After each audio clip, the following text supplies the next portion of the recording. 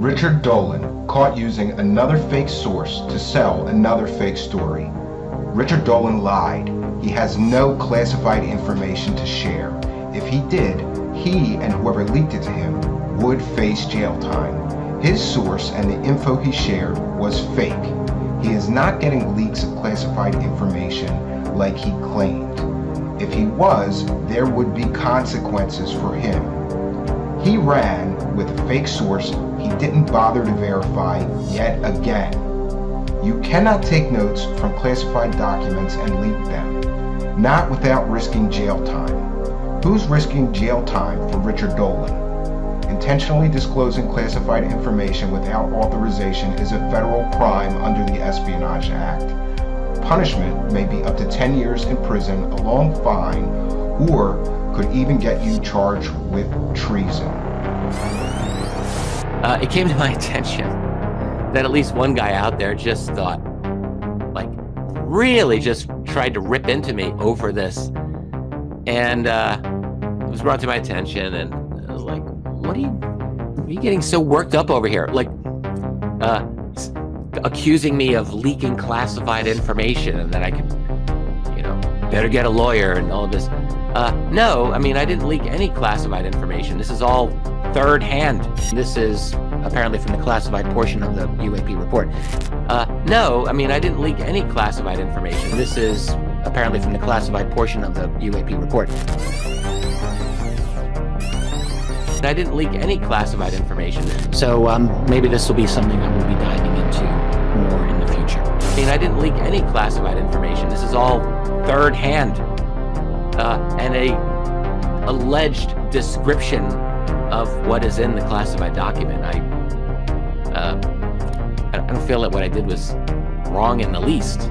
This is apparently from the classified portion of the UAP report. Doesn't mean that I don't have a moral compass. I like to think that I do. I want to share with you information that was leaked to me. I'm not here to say that I know this is true. This is apparently from the classified portion of the UAP report. I was like, what are you getting so worked up over here? Like, accusing me of leaking classified information. I want to share with you information that was leaked to me just about an hour before I went live. This is apparently from the classified portion of the UAP report. One guy out there just thought, like, really just tried to rip into me over this. So maybe this will be something that we'll be diving into more in the future.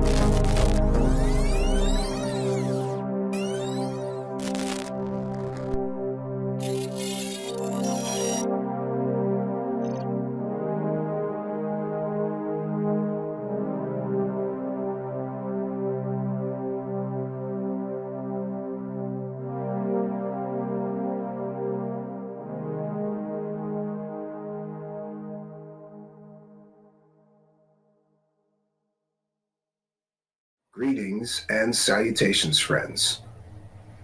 This will be the first in what I hope will be a series of deep dive videos. I have been investigating and looking into the work of one Richard Dolan for several years now, honestly. And recently, Mr. Dolan has found himself in hot water yet again, with new startling revelations that he sold another completely and totally fake made-up story with fake made-up sources and fake made-up information. Now, this comes as no surprise to me whatsoever, having followed the many completely and totally fake sources and fake stories that Richard Dolan has peddled in the last few years. However, many are rushing to his defense, saying, we all make mistakes. But here we have another one. Another time that Richard Dolan is caught literally with his pants down, looking like a fool. And what amazes me, I suppose, is the number of people who don't understand or know the history of just how many completely and totally fake made-up stories this man has peddled as true stories for the past several years. So I've decided to release a bunch of my coverage of Mr. Dolan selling fake stories all in one deep dive video here. This, my friends, will be my video, Richard Dolan, UFO Secrets or Cosmic Con Job. What exactly is Richard Dolan selling? Is he really selling UFO secrets? Or is this all just one big giant cosmic con job? Let's get into it, friends. So here is what happened most recently with this most recent revelation of Richard Dolan selling a completely and totally fake story from fake sources. The UAP report came out some time ago, and right after it did, Richard Dolan began telling people that he had leaked information from the classified version of that UAP report that congressmen and military people got. Right away, I became suspicious because it is, after all, literally a federal crime for somebody to leak that classified information to anybody. But nonetheless, Richard Dolan claimed that he knew somebody that read the classified version of that UAP report and took notes and sent him the notes. Actually, his story has changed several times about, this chain of custody for this so-called secret information that he had. And Richard Dolan went on to make monetized videos, and also, I believe he made some videos behind his paywall about this information, this confidential, top secret information that he was being leaked. No, friends, I said it many times. It would be literally a federal crime for somebody to leak that information to him. There would be consequences, a large fine or up to 10 years in prison for doing that. And I've asked the question, who is willing to risk 10 years in prison and a huge fine to leak Richard Dolan, of all people, top secret UFO information from the classified version of the UAP report? No, I believed at the time it was nonsense. And in fact, there actually exists a video of me, I took it down, but some people still have it, of me yelling and screaming at Richard Dolan that he was full shit. And I believe that he is. Recently, we got confirmation of just how full of shit Richard Dolan was, lying through his dough scam teeth, telling everybody that he had that top secret information leaked to him. It's ridiculous that this man can get away with this for so long and maintain such a huge following in this thing. Now, what happened recently is that John Greenwald from the Black Vault filed FOIA requests and got, though it's redacted a good deal, John Greenwald got the classified version of that UAP report. And wouldn't you know that nothing, absolutely nothing, that Richard Dolan was selling his, members, get behind my paywall, nothing that Richard Dolan was talking about in his monetized videos discussing this secret information he had. No, it turns out that nothing that he said was in the real classified version of those UAP documents. Leaked to me today: energy pulse propulsion system projects, ion propulsion systems, anti-gravity propulsion systems, antimatter propulsion systems, ramjet hydrogen propulsion systems. He was talking about all of these things that were in the classified version of that UAP report. Made a bunch of videos, I believe both public and get behind my paywall videos. People very interested in this UAP report. So wouldn't you like to know the secrets of what's in the classified version of that UAP report? And I'm Richard Dolan, UFO historian and researcher, and I'm getting leaks, classified leaks, even though it would be highly illegal for anybody to leak me anything classified, and I should know that being a historian. No, Richard Dolan went on the internet and claimed that he was getting all the information of what was in that classified UAP report.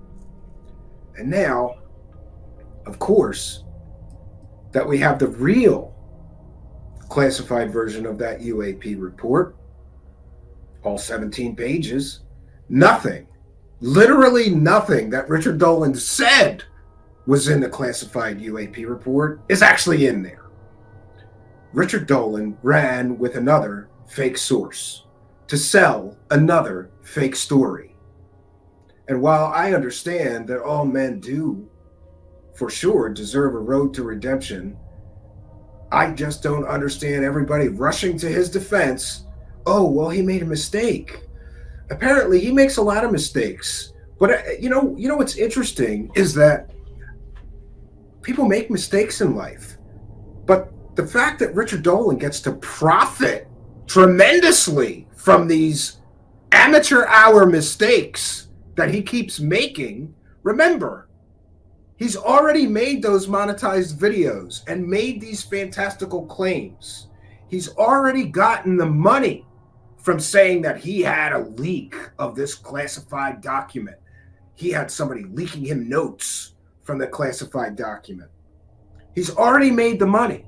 And now here we are months later, and we get the startling revelation. Wasn't startling to me. I've caught him selling fake stories multiple times now. But we get the revelation that all of his information was completely and totally fake, made up nonsense. But remember, he's already gotten the money. Go on, get the money and run, Richard Doscam. That's how this game works, friends. These people sell these fake stories. They run around, hyping it all up, claiming that they have some sort of secret knowledge of this thing. People get behind their paywall. People click on their monetized videos. People buy their books, their documentaries, whatever.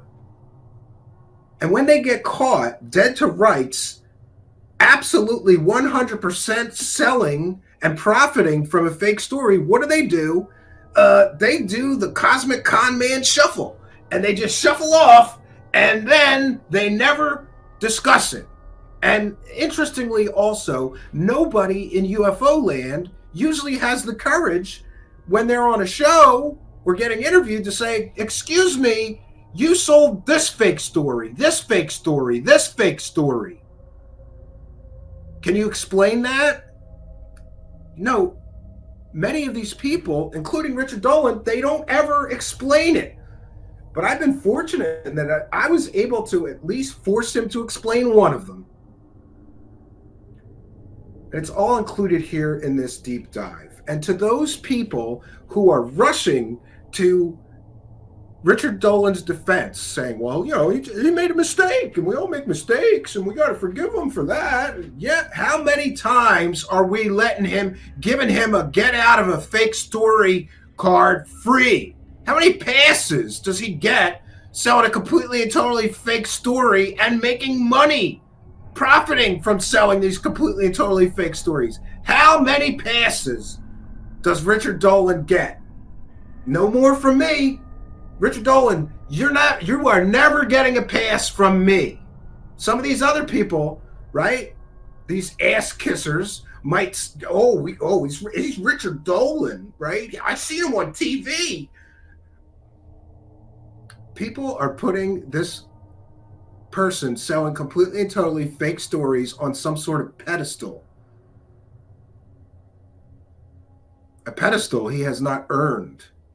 Based on what I have seen from his piss poor research, his ability to use and create, apparently, completely fake, made up, anonymous sources of information and then peddle that information for those UFO dollars.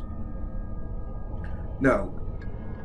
If this had been the only time that he made a goof like this, a huge, major mistake like this, I would forgive him and move on. I wouldn't even Think about it. But the fact that this is how many stories now? We're going to see it all here tonight in this deep dive video. And I got to say, I did not include all of my research or research materials in this. Why? Because I got a lot more for you, Richard Dolan. I got a lot more. But this will suffice for now.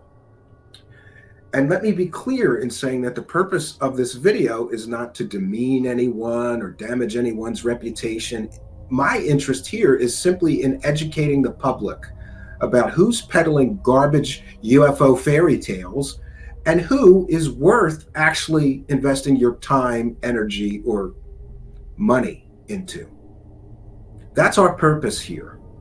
People, before they plop down their hard-earned money for a UFO conference where people like Richard Dolan are speaking, should have the right to be educated. What's their track record like? What kind of ethics or morality does this person have? How trustworthy are they? Trustworthy. That is a very important word. Who is worthy of our trust? Well, I've been watching his so-called work for quite a long time now, and I got to tell you that Richard Dolan is not worthy of anyone's trust. And at this point, having caught him selling so many fake stories from completely provably fake sources, I have no more forgiveness for him, but I'm working on that. Is there a road to redemption for a man like Richard Dolan, who has been selling completely, totally fake stories as true stories for years? I hope so. And I hope that he will think about these issues before he runs on the internet with another fake source or another fake story to peddle behind a paywall. I hope that you enjoy this deep dive. Let us know what you think in the comments. Is Richard Dolan selling UFO secrets, or is Richard Dolan a cosmic con job? This is a Truth Seekers exclusive deep dive into UFO huckster Richard Dolan. Let's get into it, friends.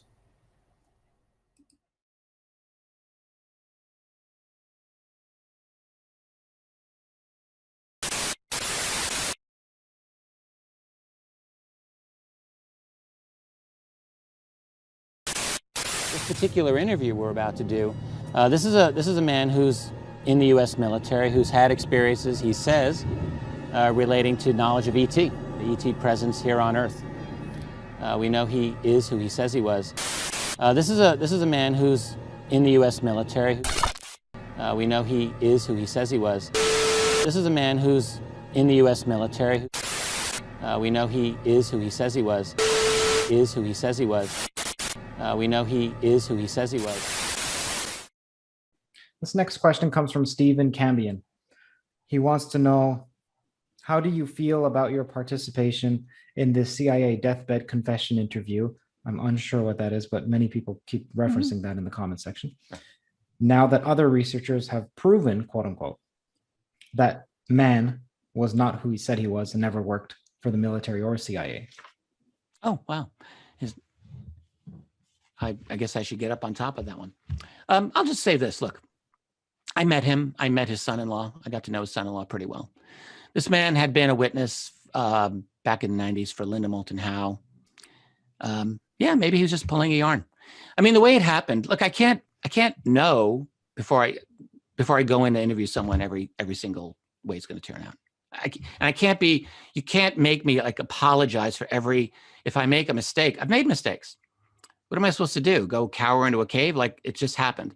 So this man, if that's true, I promise this because I actually didn't know. I wasn't on top of this. So I'll look into it. And if that's the case, I'll make my own statement. But the thing is, I never really knew what to make of it. I was asked in 2013, the very beginning of 2013, to interview this man. I was told he was an important witness. I'm like, well, okay. It was actually Linda's case, and I didn't want to take it, but the impression that I got, which turned out to be not true, was that Linda wasn't going to do it. Turns out Linda just didn't know that it was being done. I think she would have easily done it. So I went up there. He was in northern Minnesota, and I went with a few other people. I'll leave their names off. The late Ron Garner, who he's no longer with us, he was the one who really pushed this case. And I was like, all right, well, I'll interview him. I did my best to get on top of it. I met with him. He was a very sweet man. I thought he was going to die in front of me, like during much of this interview. His health was terrible. But I will tell you this. I spoke to his son-in-law, who was a theology student at the time. These are these are good people. And the son said, yep, I've heard this man's story for years. He's never wavered. So all I did was I interviewed him, and I did my best. Sometimes the best isn't good enough. I didn't go through a detailed background check of him. No, I didn't. So if it's been proven to be a mistake, then, well, these are the breaks. This is a man who's in the U.S. military. We know he is who he says he was. We know he is who he says he was. I didn't go through a detailed background check of him. No, I didn't. We know he is who he says he was. I didn't go through a detailed background check of him. No, I didn't. We know he is who he says he was. And look, I can't know before I go in to interview someone every single way it's going to turn out. You can't make me like apologize for if I make a mistake. I've made mistakes. What am I supposed to do? Go cower into a cave? Like it just happened. I didn't go through a detailed background check of him. No, I didn't. You can't make me like apologize for if I make a mistake. I promise this because I actually didn't know. I wasn't on top of this. So I'll look into it. And if that's the case, I'll make my own statement.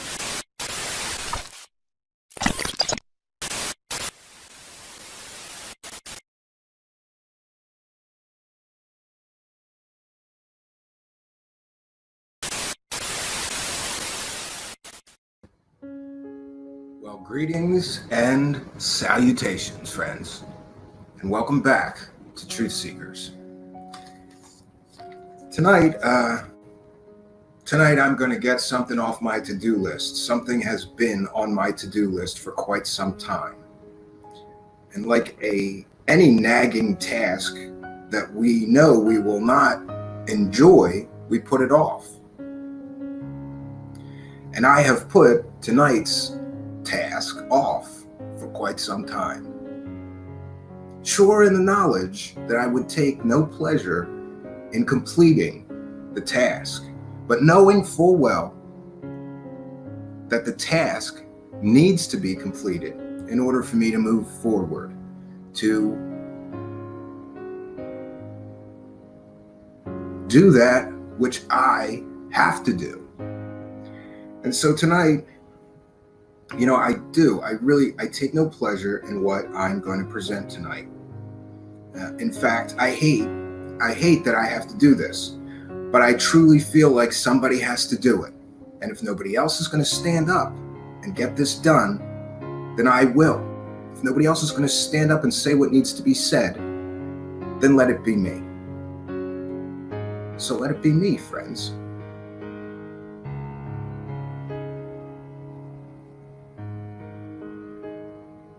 Now, it's important that I just mentioned that tonight's show is about Richard Dolan, an early hero of mine. Really, growing up and being into this UFOs and alien stuff, my two biggest heroes were Stanton Friedman and Richard Dolan.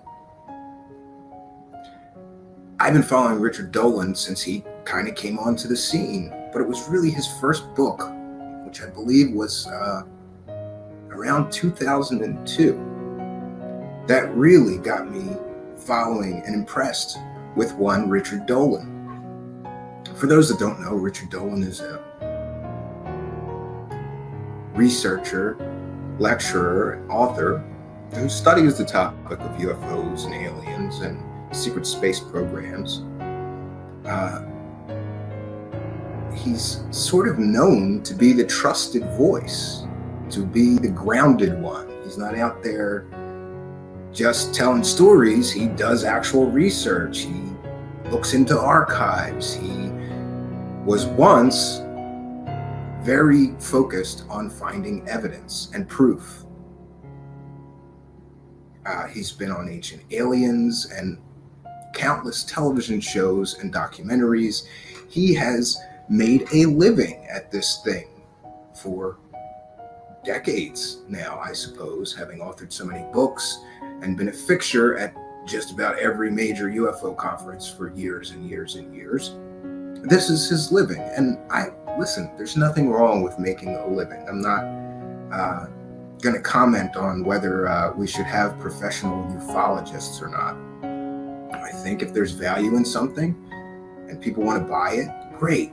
The problem that I have with all of these people is that if what you are selling it as factually correct.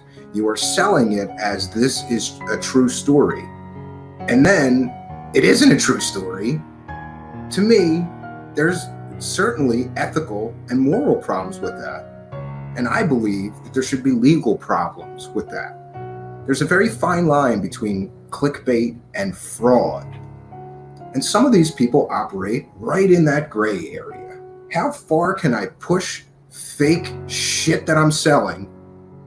How far can I push this thing before I do get in legal trouble? And I believe a lot of them go right to the edge, man. They go right to the edge because many of them make statements that they're claiming are factual, but they cannot back them up. I used to think Richard Dolan was not one of those people. Some people have commented that I have stopped covering a lot of what I used to call cosmic con men. People like when I do that. People like to know the real truth behind some of these guys out there selling UFO and alien stories. And the truth is, I used to beat up on several people that are out there selling fairy tales. But lately, the more I think about it, it's not fair to just beat up on one or two of these guys because they're the really fantastical ones. They're the ones that really lie all the time. But these other guys over here, this other team, oh, they're the good guys. There are no good guys or bad guys in this. There are certainly teams and cliques of people that all hang around each other. And they help each other make more money selling UFO fairy tales and alien fabricated stories about aliens and Area 51. They all help each other out. And you know what? It's a big club, and I ain't in it, but I know a lot about that big club. And tonight, I'm going to sort of spill the beans on some of this stuff. And the reason I'm doing it is because somebody has to. Somebody's got to stand up and say, this is what's happening all around our community, and everybody's, it's the elephant in the room, friends. It's the elephant in the room, and it's been in this room for years. And we just allow it to happen. And some people reach a certain level of prominence in that big club, and you're not supposed to be critical of them. You're not supposed to say that what they're selling is fake. Even if it is, keep your mouth shut. He's a good researcher. You're way off base. You don't know what you're talking about. All the people telling me things like that don't have the facts in hand before putting their mouth in gear. And that, my friends, is a stupid way to engage me. Do you think that I'm going to do something like this without having facts in hand before putting my mouth in gear? Hell no. We've got evidence to prove that some of these stories being peddled around are complete and total fabrications. We're just supposed to give the people doing this a pass? No, I don't think so. And as bad as some of the really fantastical people like Corey Good and David Wilcock get, selling absolute fairy tales with totally fake sources, nothing that's based in reality whatsoever, conversely, the other side of the coin is just as bad. They're just better at it. They're better at the packaging. Make this shit look legitimate. Make it look like this could really be real. Let's really do this up so it looks like we have actual evidence and facts. But when you peel the onion, friends, when you peel back some layers, they don't have shit either. These guys don't have shit either. They have bad fake sources. They have a lack of research into the people they're calling sources, it's very easy to say this guy was a CIA agent. It's difficult to have the proof before you say with your mouth that this guy is a CIA agent. If you're going to say this is a CIA agent and profit from stories you're selling about that supposed CIA agent, you better have proof that he's an actual CIA agent. So tonight we're going to be talking about this thing that was put together by Jeremy Corbell with Richard Dolan called CIA Deathbed Confession.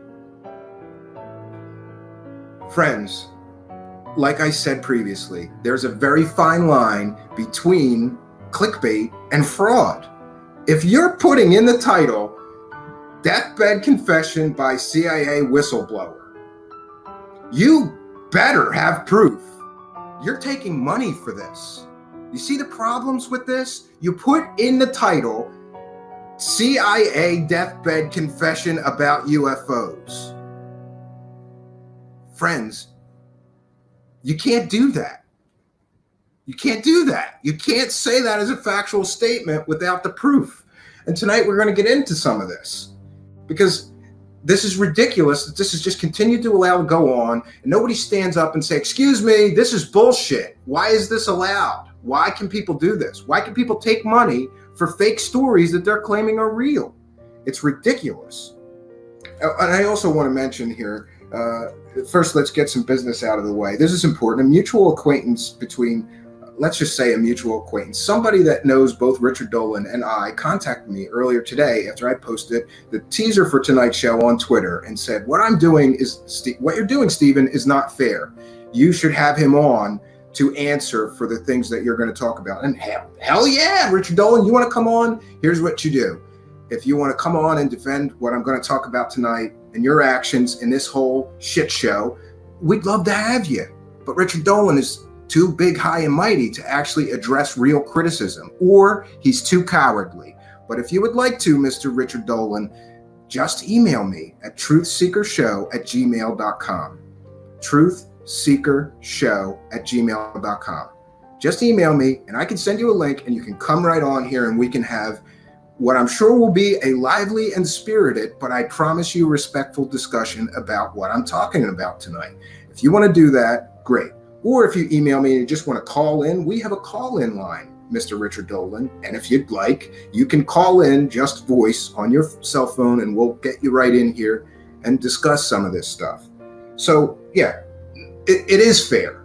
The invitation is there. So don't anybody tell me that what I'm doing here is not fair. It's fair. He can come on if he wants to. Invitation's open. And of course, we would allow him to come on because I'm not scared of open debate. I have facts in hand here. I have evidence. And I'm afraid that Mr. Richard Dolan just does not have the evidence to back up this project that he was involved in that was titled CIA Deathbed Confession about UFOs. Okay? That's what I'll say starting. Now,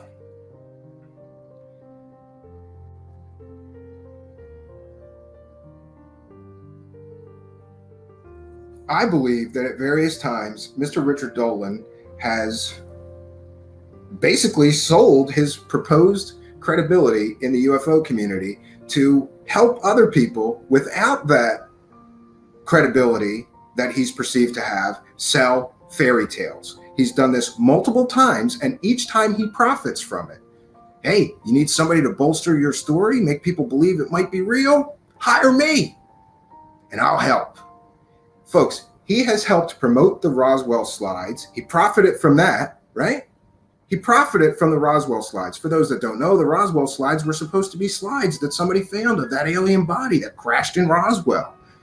And for $50, I believe it was $50, it might have been $25. I can't remember, but there was a big pay-per-view. And it was held in Mexico City, Mexico by Jaime Maussan, the king of fake alien UFO stories down in Mexico, for those that don't know. And why are you, Richard Dolan, working for the king of fake UFO stories down in Mexico? I mean, that's a fair and respectful question, Mr. Dolan. Why did you allow yourself to be hired by somebody who has a proven track record of showing people hoax after hoax after hoax after hoax and profiting off of hoaxes constantly? Constantly, Jaime Maussan. All he does is fake stories and hoaxes. You knew that, but you allowed yourself to become involved with this Roswell Slides event, right? And you were hired to go down there and be a speaker. You profited from the Roswell Slides. Turned out the Roswell Slides were completely and totally fake. It wasn't an alien. It was a mummy taken in a museum, right? And Richard Dolan, hey, good job distancing yourself from this shit show called the Roswell Slides. You did that, right? You participated in that. Later, you said you never believed. You never believed that that there was substantial proof there, right? You tried to distance yourself. You tried to somehow squirm your way out of taking the money and helping promote that hoax, you know? And later, you commented on somebody's radio show. You were shocked and amazed, right? That somebody would have the audacity to be angry at you for participating in that hoax. Hey, Richard Dolan, maybe you don't understand this, but some people shelled out their good, hard-earned money on that hoax. Some of them, and I've talked to them, did it because you were involved. Well, Richard Dolan's involved with this. There must really be something to it. That's what I'm talking about you selling your perceived credibility to the highest bidder of people selling fairy tales. That's what I'm talking about. This is my opinion and speculation that this is what you do. I'm entitled to my opinion. And by the way, Richard Dolan, everybody is entitled to their opinion, okay? And everybody should have their place at the table. Yes, Mr. Richard Dolan, even me, because I'm bringing up valid points here. I'm not being incredibly disrespectful. And by the way, I have to say, people like when I spit venom. People want me to lose my shit and start screaming at you, Richard Dolan, but I'm really going to try my best to get through tonight and be as respectful as possible to somebody that used to be one of my heroes. And that's another point I'd like to make. Friends, it doesn't feel good when your heroes let you down, okay? And I'll be the first to admit, do I have an axe to grind with Richard Dolan? Yeah, you were one of my heroes, Richard Dolan. I respected you. I loved your books. Growing up, I thought, finally, here's a guy with evidence and research, and he's not just out there selling fairy tales. Or are you, Richard Dolan? Or are you? Because as time went on and I became a little more knowledgeable about these subjects myself and more confident in my own investigative abilities, I learned that you, sir, are probably no better than any of those other UFO hucksters, people selling alien fairy tales out there. Okay? So that's where we're at. That's where we're at. And you know, man, we have a lot to get through. I'm going to try to get through it. So we've made our point about him selling his credibility to the highest bidder, and it's not just the Roswell Slides that he did this with. He also worked with Jeremy Corbell to help promote the Jeremy Corbell Bob Lazar movie, which was filled with lies. And listen, Mr. Dolan, if you ever want to debate me on the Bob Lazar case, actually, I'd like you to debate me and one other person, Dan Bankert, on the Bob Lazar case. You're running around helping this guy selling a UFO documentary about Bob Lazar that's filled and filled and filled with lies, fabrications, half-truths, and bullshittery, right? That's what you're doing. Why are you doing that? You're doing that because it's a big club, right? And I ain't in it, Richard Dolan, so I can say whatever the hell I want because I have nothing to lose here from telling the truth. But you and some of your associates have a lot to lose. You know, those monetized videos, those speaking engagements at UFO conferences, those documentaries you like to make and sell, those books you guys are always hawking. I don't have a financial motive. I don't have a horse in that race. I have nothing to lose or gain from telling people the truth. But tonight, we're going to do that. So the Bob Lazar case is yet another one. Another fake story Richard Dolan is involved in, and the latest and my favorite, the Admiral Wilson documents, who Richard Dolan claimed in a post the UFO leak of the century. Of course, later, Admiral Wilson comes out and says, this is all a work of fiction. None of this happened. But does Richard Dolan apologize? for selling that fake story? Of course not. Now he's doubling down, basically implying that an admiral is lying. For what reason, Richard Dolan? Again, he does not have a financial motive. Admiral Wilson has no financial motive. There's nothing that could be considered classified in those documents. He has no reason to lie. He has no financial motive. But people like you and Eric Davis do have a financial motive. You do have a financial motive to keep this fake story alive. Admiral Wilson doesn't have a financial motive to keep the story alive or kill it. He doesn't care. He's a retired guy, right? Doing his retired thing down in Florida, I believe. Another fake story. Totally fake, busted story that Richard Dolan heavily promoted and made money off of. You know, if he's covering this in monetized videos, he's making money selling fake stories. You made money, Richard Dolan. That's a factual statement. You made money selling fake stories multiple times now, and no one can dispute that. Now, each time you get caught, you can slither away like it didn't happen and pick a new subject to try to run with and sell, but it's not gonna get easier for you to do that from here, Richard Dolan, because people like me are waking up. People that used to believe that you were telling us the truth. People that used to trust you are no longer trusting you. People that used to really care for you, people close to you, are patting you on the back like you're doing a good job. They're not your friends, Richard Dolan. They're not your friends. They're your fans. There's a difference. Richard Dolan, I would be a friend to you. I would check you when you do wrong because I care about you, and I don't want to see you continue down this dark and dangerous path of just selling anything to keep going.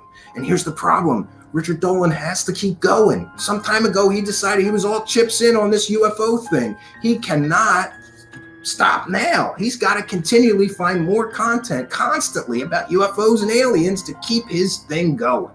And what happens if he doesn't? I don't know. But he's got a motive to continue selling stories. And the truth is, friends, there's not enough actual evidence out there. There's not enough actual facts out there for him to keep going like this. He can't keep this up. So he's got to throw in some fairy tales to keep the thing going. Now, I mentioned the Roswell slides and how he was so shocked and amazed that everyone was so upset about his participation in the Roswell slides. And listen, it wasn't just him. It was Don Schmitt and a few other very reputable, credible people.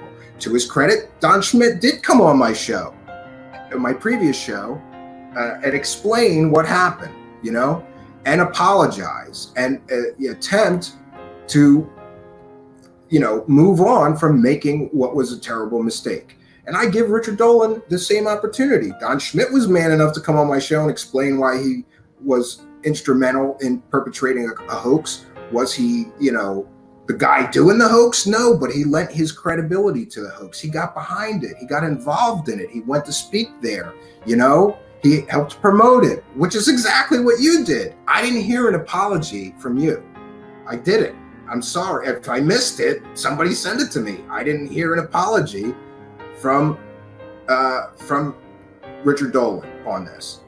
And now, friends, we're going to hear what he has to say about his participation in the Roswell slides. And I think you're going to be a little shocked, because I was. He can't believe why people are pissed off. Hey, Richard Dolan, people paid good money, right? What did it cost to get into the actual conference, right? Wasn't that like $100? I don't know.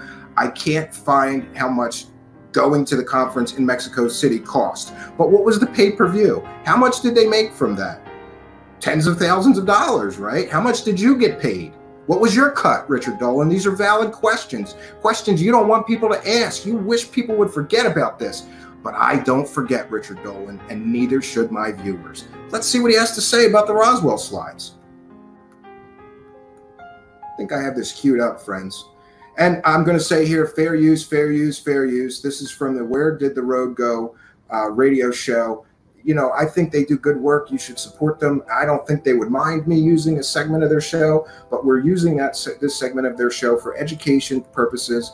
This is a transformative work. We're going to be commenting and discussing the clip that I'm going to play. This is the definition of fair use. So here we go. This is fair use. Richard Dolan on this radio show talking about his participation in the Roswell slides. I will simply tough it through until people kind of forget it or back burner it, and I can go on doing what I do. Sorry, that's not Richard Dolan. Here comes I'd like Richard to add, Dolan. you know, one of the more interesting things about this whole event was the reaction. And I really want to say venomous reaction against some of the people involved. Some of which was against myself. A lot of it was against Don and Tom, and a lot of it was against Jaime Maussan. Yeah. Oh, geez, I can't believe that people were so upset that I helped sell a hoax, that I helped perpetrate a fairy tale that somebody made money off of that was completely and totally fake. Why is there all this venom? I don't know, Richard Dolan. Maybe people are pissed off because they trusted you, or they once did, right? But with each thing like this you do, you degrade any credibility you have left. It's circling the drain. It's circling the drain, Richard Dolan, and you don't see it, and your friends aren't honest with you and telling you this is what is happening out there. This is why your numbers are dropping. This is why people aren't tuning in so much to hear what you have to say. This is why your words hold so much less weight than they did, say, 10 years ago. Let's continue with this. As if this was some kind of apocalypse for the UFO research field. And I mean, the fact is, when you go through the history of this field, there have been controversies from the beginning. And that makes sense, because this is inherently a difficult subject. It's inherently a mystery. And if you're going to research a mystery, you have to be willing to go in, and sometimes you're going to get it right, and sometimes you're not going to get it right. Okay. But when you don't get it right, you apologize and explain. And I don't believe that you ever adequately did. This is the only example I can find. Of course, I didn't listen to 4,000 hours of your streams to try to find what you said. But I don't understand Richard Dolan being like shocked and amazed that people were upset with him. Yeah, Richard Dolan, people were really upset. And you know what? Largely, I think they forgave you. But you did. Then you do it again with the Bob Lazar bullshit case, right? Then you do it again with this CIA deathbed confession case. Then you do it again with this Admiral Wilson leaks case that's fake. How many get out of fake story cards does Richard Dolan get? Why do you keep getting a pass on doing this shit? To penalize someone, or to call them out as someone unethical, or someone who really should not be in the field anymore as a result of something like that. And this ended your career, didn't it? There were people out there who actually... Yeah, look, him and his buddies are here laughing. Like, well, you got away with it, Richard Dolan. This didn't end and this ended your career, right? And everybody's laughing. Congratulate. They should be patting him on the back. Congratulations, Richard Dolan. You got that speaking conference fee. You got those monetized videos, right? You got all that money for this hoax. And you're getting away with it. It didn't end your career. You're going to keep rolling on, selling more UFO stories.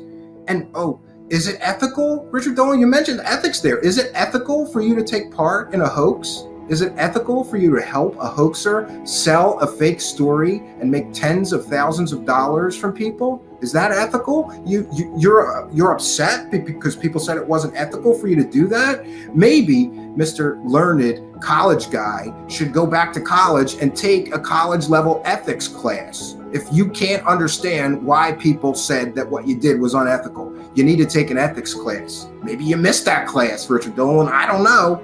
Said, well, Dolan's career is over. And I'm like, really? My career will be over when I decide I don't want to do this anymore.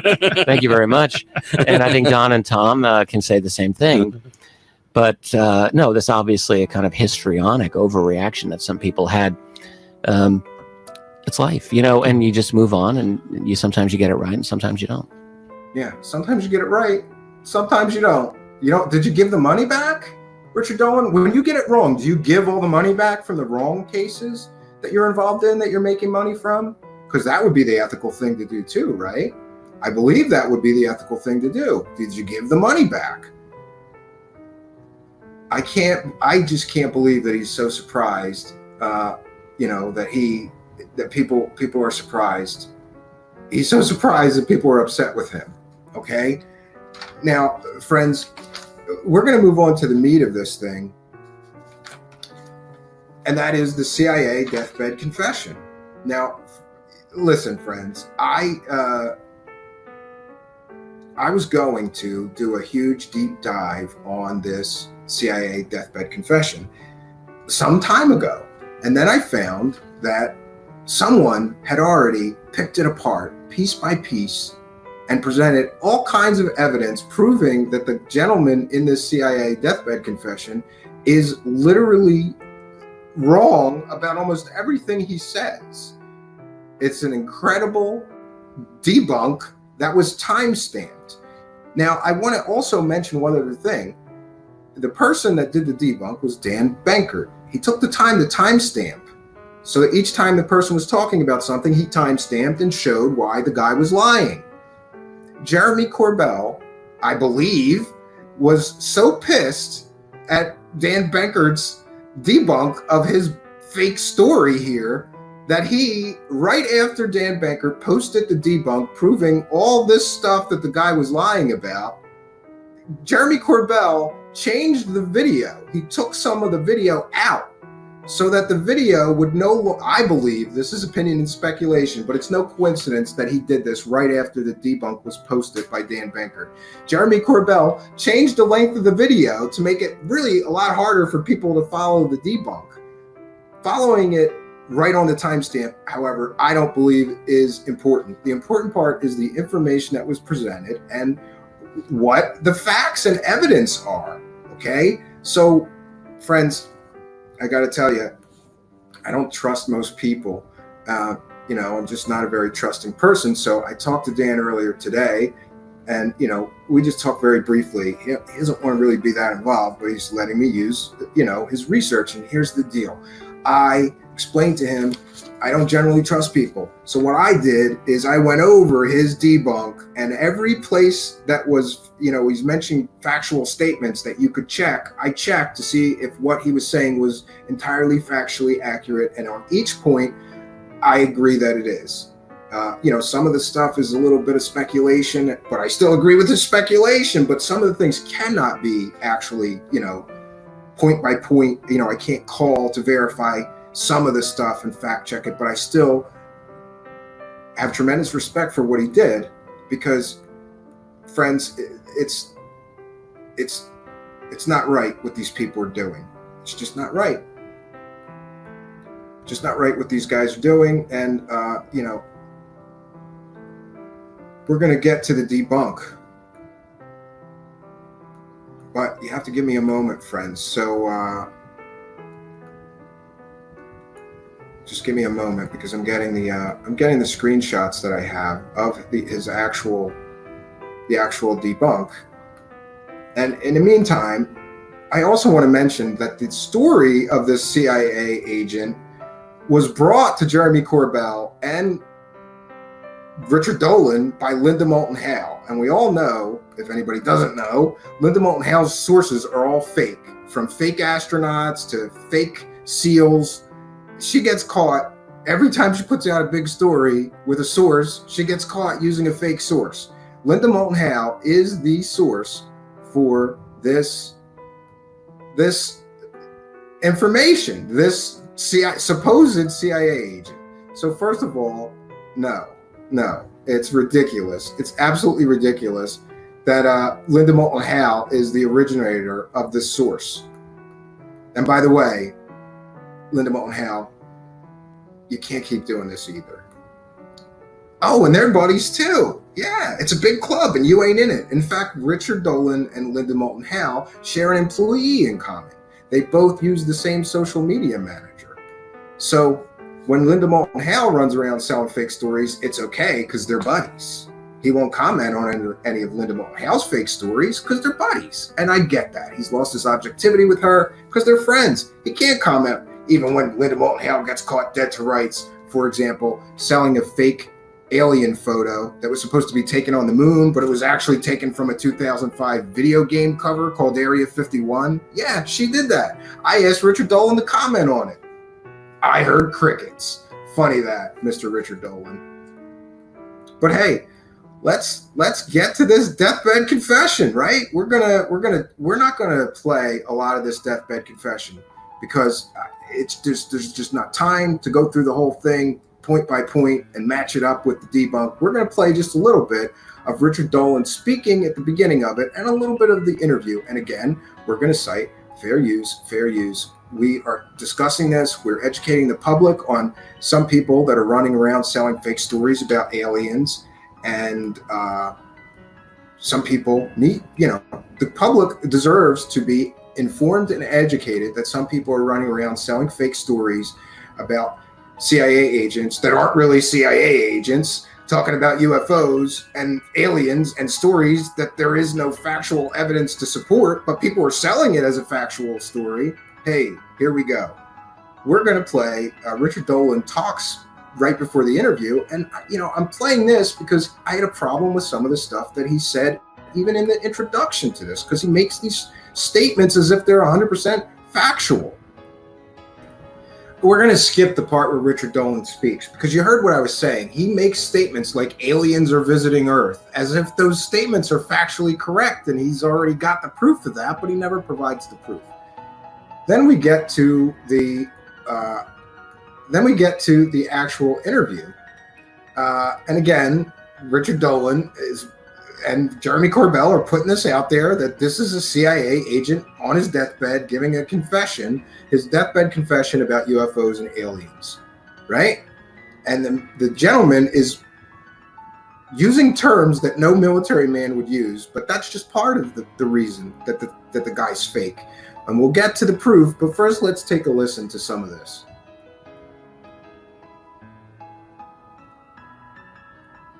And thank you, BGs, for the save. Boy, I'm sorry, I got to start monitoring the live chat. I went through the signal training course, and at that time, I went through the radio teletype course and also the cryptography course, crypto. They had 5 instructors that were getting out of military service, so they pulled the top 5 students, and I was 3rd in class. And here's just a note. Every one of these whistleblowers, it doesn't matter which whistleblower, the fake whistleblowers always make themselves the hero of the story. Yeah, he took a cryptography course and he was 3rd in his class. Okay. And I just want to say, while we're watching this, Richard Dolan, you know what? In the beginning of this, you said this man was in the military. We have verified he is who he says he is. Richard Dolan, you said that, not me. You made that statement. We have verified he is who he says he is. He was in the military, right? And the title of the video is CIA Agent Deathbed Confession. So I guess you verified that he was actually in the CIA, as well as verifying his military credentials, right? Because in the beginning of this video, you said, we have verified he is who he says he is. Richard Dolan, did you really verify him? I have my doubts. As an instructor. Now, were you at this time also working yet for CIA? No. Not yet? No. After one day, my boss came to me, and he... Notice he said boss. Dan Banker correctly pointed out in his debunk that a military man would not say boss. A military man would say my sergeant, my colonel, my major, whoever their superior was has a rank, and that's how military men talk. This man is saying my boss. That's how a civilian talks. Perhaps a civilian whose only real-world experience in the world was working in a supermarket would say my boss and not my sergeant, my corporal, my colonel. It's a very subtle thing, but it's important. Said, how would you like to, make some extra money? And I said, oh, money is good. So he's explained to me that he could put it through, would have to get a top secret White House Q clearance. Dan Baker makes another excellent point in his debunk. This gentleman basically says that he got a Q clearance overnight, and the next thing he knew, he was on top secret bases. No, friends, even back then, it took something, a significant amount of time to get a Q clearance, because Q clearance dealt with nuclear weapons. And that was the height of the Cold War, 58, 59, the height of the Cold War. No way this guy's getting a Q clearance overnight and walking into a top secret military base. That is completely and totally factually wrong. There's no way this can happen, Richard Dolan. And you're supposed to be a historian. You studied the Cold War, Richard Dolan. Did you not catch that? Why did Dan Bankert have to catch it? Why do I have to catch it? Why didn't you catch that? There's no way he's getting a Q clearance and the next day showing up on top secret bases. For the job, you know. And I thought, boy, must be a pretty exclusive thing, you know. And I said, well, what is this? And he said that I'm director for the CIA for Eastern United States. Yes. So somebody that just joined the military just so happens to join the U.S. Army, and his boss, he's supposed to say my commanding officer or my sergeant, whatever, just so happens to be the head of the CIA for the Eastern United States. What a stroke of luck. How fortunate for this young man to get to join the Army, and suddenly his boss or commanding officer is the head of the CIA. Richard Dolan, you're a history professor. Did you ask him the name of his commanding officer? Did you check that his commanding officer was real? Or did you just accept this man's fake story? You said that he is who he says he is. You know, a little corroboration would have went a long way. Get the name of his commanding officer, do a FOIA request. Can we see your FOIA request, Richard Dolan, for this story about this gentleman or his commanding officer that was supposed to be the head of the CIA? That would be good. You know, you're supposed to be this great researcher, this learned man with a history degree, right? I don't have a history degree. Dan Bankert doesn't have a history degree. How do we catch, how are you not catching this stuff? How are you not doing the work that needed to be done before you sat there and participated in this? It's your reputation on the line, not mine. It doesn't matter to me that you did this, except that you let me down and you were once my hero. To that extent, it matters to me, but it's not my reputation. It was yours. You had the responsibility to vet this man, to do a FOIA request, to ask for his DD-214. Do you have that, Richard Dolan? And I said, oh, I didn't know that. And he said, you weren't supposed to. After about 6 weeks, my security clearance came through. There we go. After about 6 weeks, my security clearance came through. Richard Dolan, you're a historian. Show me in anywhere in history in 1958 where someone would get a Q clearance in 6 weeks. You can't. Wouldn't happen. It was the height of the Cold War. And I got my CIA card. It was an ID card, like a credit card, where I could just go up to the door and slice it. Here's another excellent point. And you know what? We're just going to get back to me and the debunk documents, because did you notice that he said that he got his card, like the magnetic card that you slide? That's another thing that Dan Bankert caught. That was supposed to happen in 1958. Folks, magnetic cards were not invented until almost 10 years later. There's no way on God's green earth that he could have got a magnetic card that you slide through a magnetic card reader for entry into a building. Those weren't invented, okay? And Dan Bankert got the facts of where and when magnetic cards were invented. And it was not in 1958 when this gentleman claims to have gotten a card. There's another huge gaping hole that a history professor, you know what, David? You know what, Richard Dolan? I think you're not worthy to be a high school history teacher at this point. Because how did you, a history person, not think, let me check on when those cards were invented? Let me check, if that part of his story is true. Did you check on that? Can we see your research on what, did you call around to check on when magnetic cards were invented? Did you look it up? Because Dan Bankert did. And they were invented 10 years later, Richard Dolan. This story is all fake. Everything this guy says can be picked apart brutally and with facts. And Richard Dolan did none of that. He did none of that, but was somehow involved in this story. I've said I believe that he was only involved. Here's Richard Dolan's job in this story. Sit there and ask these questions, and we're going to ride off of your credibility, and people are going to believe this is real because you're involved. That's what I believe happened. That's my opinion and speculation, and I'm entitled to it, Richard Dolan. Now, we're going to get to the debunk files, and there's a treasure trove of debunking this bullshittery, courtesy of Dan Bankert. And listen, I mentioned I was going to do some of this work. Then I remembered from looking at the video comments that he had already done this. Right?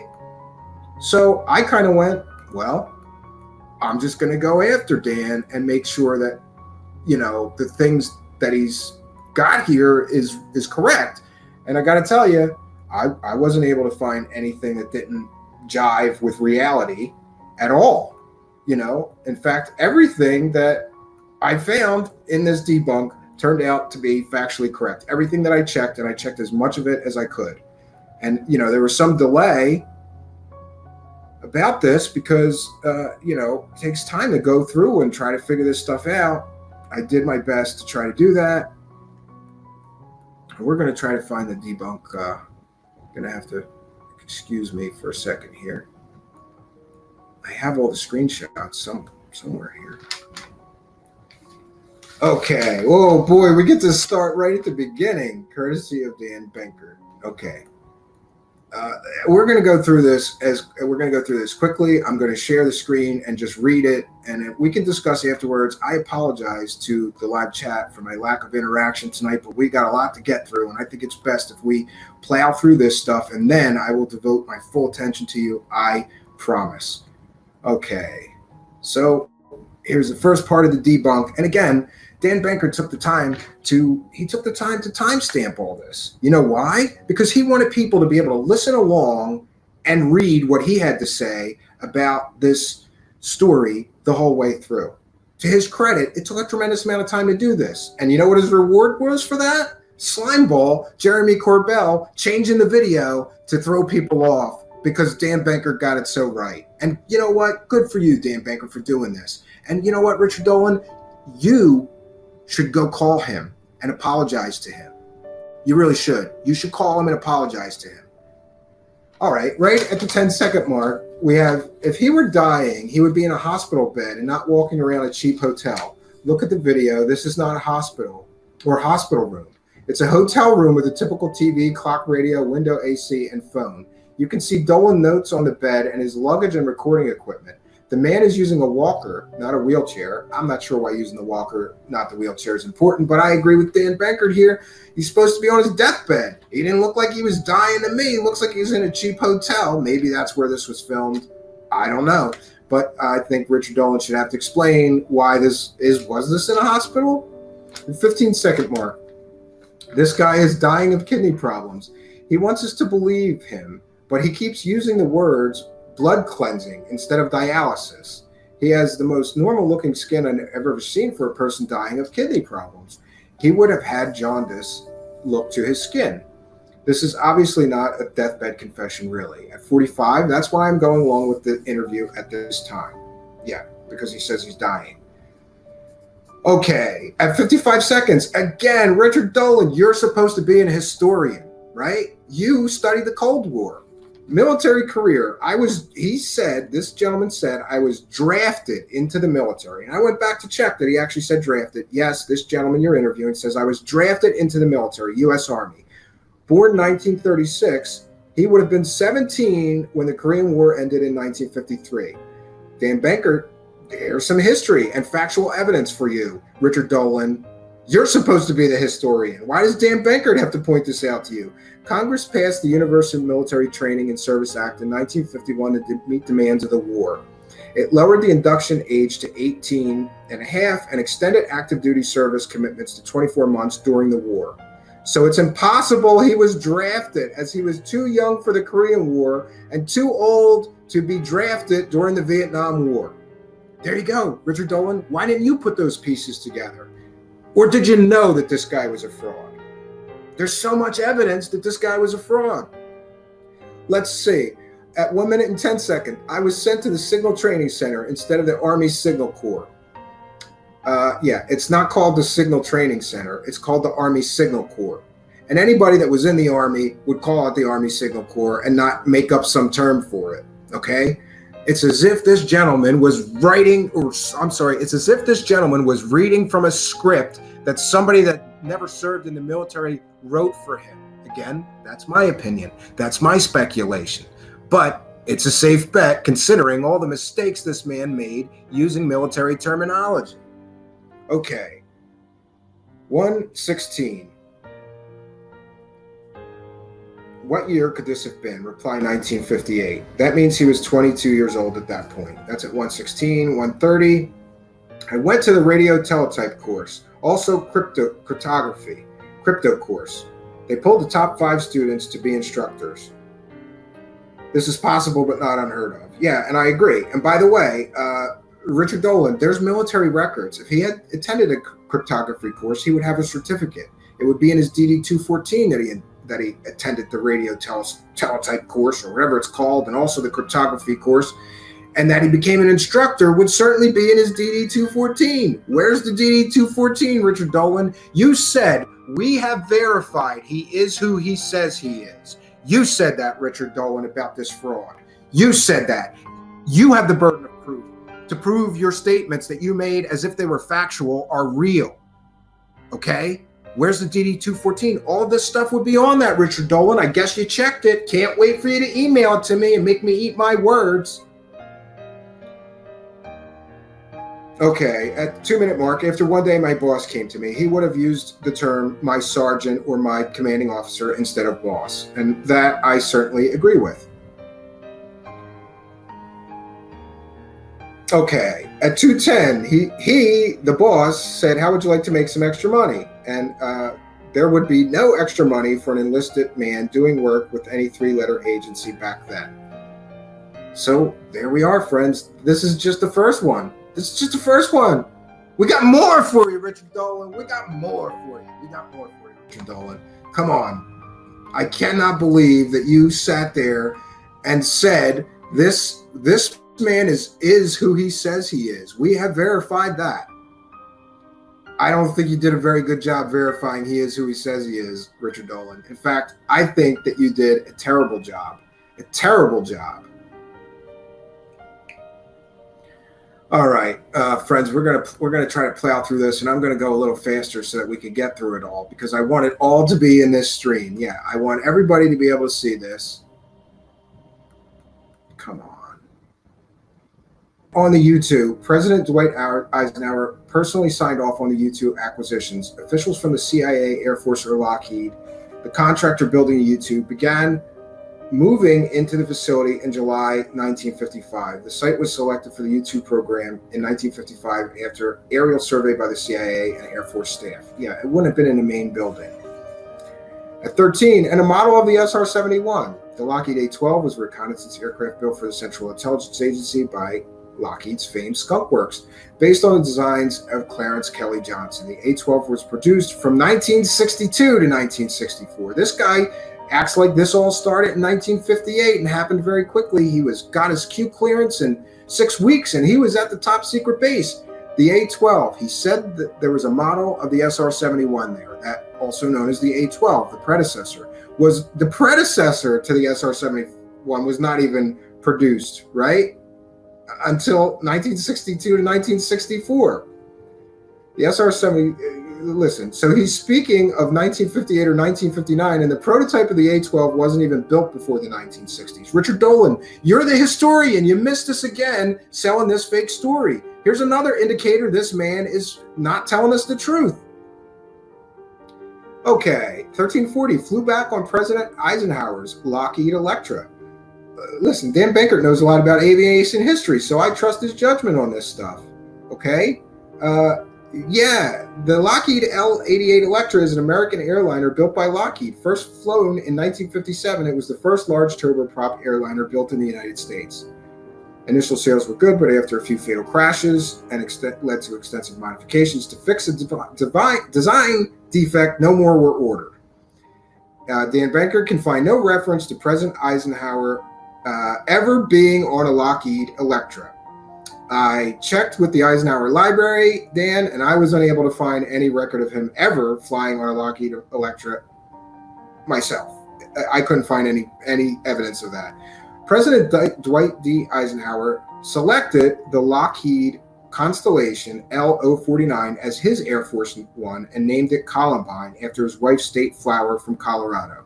President Eisenhower's plane that he flew in was a Lockheed Constellation, Richard Dolan, not a Lockheed Electra. Details matter. You're the historian. You missed this as well. 14 minutes, meeting Eisenhower, the old CSS warehouse building. President Hoover was there. Hoover would have been almost 80 in 1958. Come on, really? An 80-year-old Herbert Hoover attended this meeting? You didn't find that suspect, Richard Dolan? Linda Moulton Hale's phone call. Her phone was tapped. They got my phone number through the phone company. Really? Well, you mean the NSA couldn't find him with all their spyware, Homeland Security? Yeah, that doesn't make any sense. Okay, 1550. When they found you, what happened? Response from old guy. 2 guys in black suits in a Lincoln Town Car came after him, right? The men in black. 2 guys in black suits in a Lincoln Town Car came after him. Well, there's a problem with that because at the time that he said this has happened, 2 men could not have been used from the government using a Lincoln Town Car because the Lincoln Town Car was stopped in 2010 and 2011 was the last released model. By this time, the government had long converted to bulletproof large black SUVs. So here he is lying that the men in black were in black suits and a Lincoln Town Car. Government workers were not using Lincoln Town Cars at that time. They were using black SUVs all across the government. Did you miss that as well, Richard Dolan? And friends, it goes on and on here. This CIA deathbed confession is riddled with problems that even an amateur could pick apart and destroy. But it didn't stop Richard Dolan from selling this story. No, friends, didn't stop him. He's the historian. You should just trust him that what he's telling you, especially when he says, hey man, I checked this guy and he is who he says he is, then why is he making all these amateur mistakes? It does not make any sense.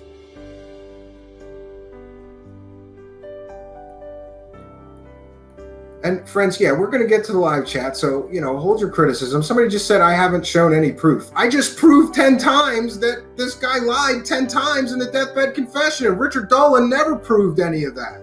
He never proved it was factual, but I just proved it wasn't, so don't tell me I don't have proof. We've got the proof right here, and we're showing it. Let me see Richard Dolan's proof that this is real. He won't show his proof that this is real. Tell me I don't have any proof. All we're doing here is showing proof and evidence. It's not speculation. Details matter. This deathbed CIA guy said that 2 men in black came and visited him in a Lincoln Town Car at a time when nobody that worked for the government would be driving a Lincoln Town Car. All right, friends. Then we're going to pull up the next one here. And we're going to try to keep rolling on because that's what we're going to do here. We're going to try to keep rolling on.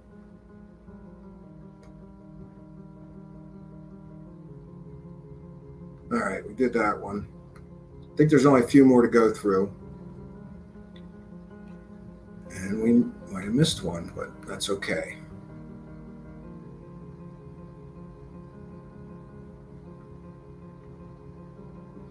No, you know what? I think we might have got them all. We might have got them all. I didn't share a couple of them that he just sent me that are like him posting on a forum asking for help by anybody that can verify this person's real name, identity, or bona fides, whether anybody can prove this man was actually in the military, whether anybody can prove that this man actually was able to verify that this man really worked for the military. Nobody sent Mr. Benkert any proof, and I have done similar searches and requests.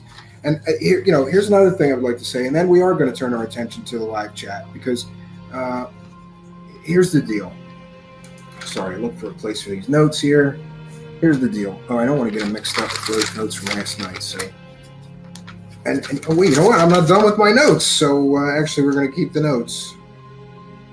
All right. So here's the deal. I'm going to turn my attention to the live chat in just a little bit. So, to wrap up here, the burden of proof is not on me. It's not up to me to prove that this guy was lying, but we can in all of these different ways. The details matter. Richard Dolan is supposed to be an historian, okay? He knows that these details are off. Now, let's get to verifying this gentleman's background and some other important points, because this is important. First of all, you, Richard Dolan, and you, Jeremy Corbell, and you also, Linda Moulton Hale, never gave us this gentleman's real name, right? He's Cooper, right? He's anonymous. You never gave us his real name. You three are saying that he was a CIA agent. You three are saying that he was in the military.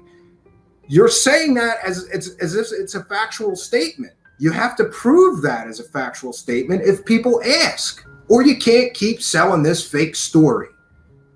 But they will. Here's the deal, friends. Richard Dolan, do you play chess? Because I play chess. Let's consider tonight our chess game, shall we? And Richard Dolan, I got to tell you, depending on my opponent, I can be a very careful chess player or a very aggressive one. Tonight, I'm going to be careful. And we will consider tonight, and the information I presented tonight, simply the opening gambit. I've got a lot more pieces, Richard Dolan, but I'm not going to use them all in one ship in one game. Tonight, I'm content to simply put you in check. You're now in check, Richard Dolan, and it's going to be time for you to move soon. And you're going to have to decide whether you're going to have the come to Jesus moment to admit that this guy was a fraud and a fake and a liar and a phony, and that you somehow got suckered into getting involved with this fairy tale, or you're going to double down and you're going to refuse to admit that all these facts that we're presenting here are real. You're going to deny reality. Those are your choices. You can either deny the reality or you can accept it and try to move on. Maybe you made a mistake getting involved in this. And by the way, I mentioned Edgar Fouché and Dan Benkert having a Skype session with Richard Dolan discussing this. And Richard Dolan, you just threw Jeremy Corbell under the bus, right?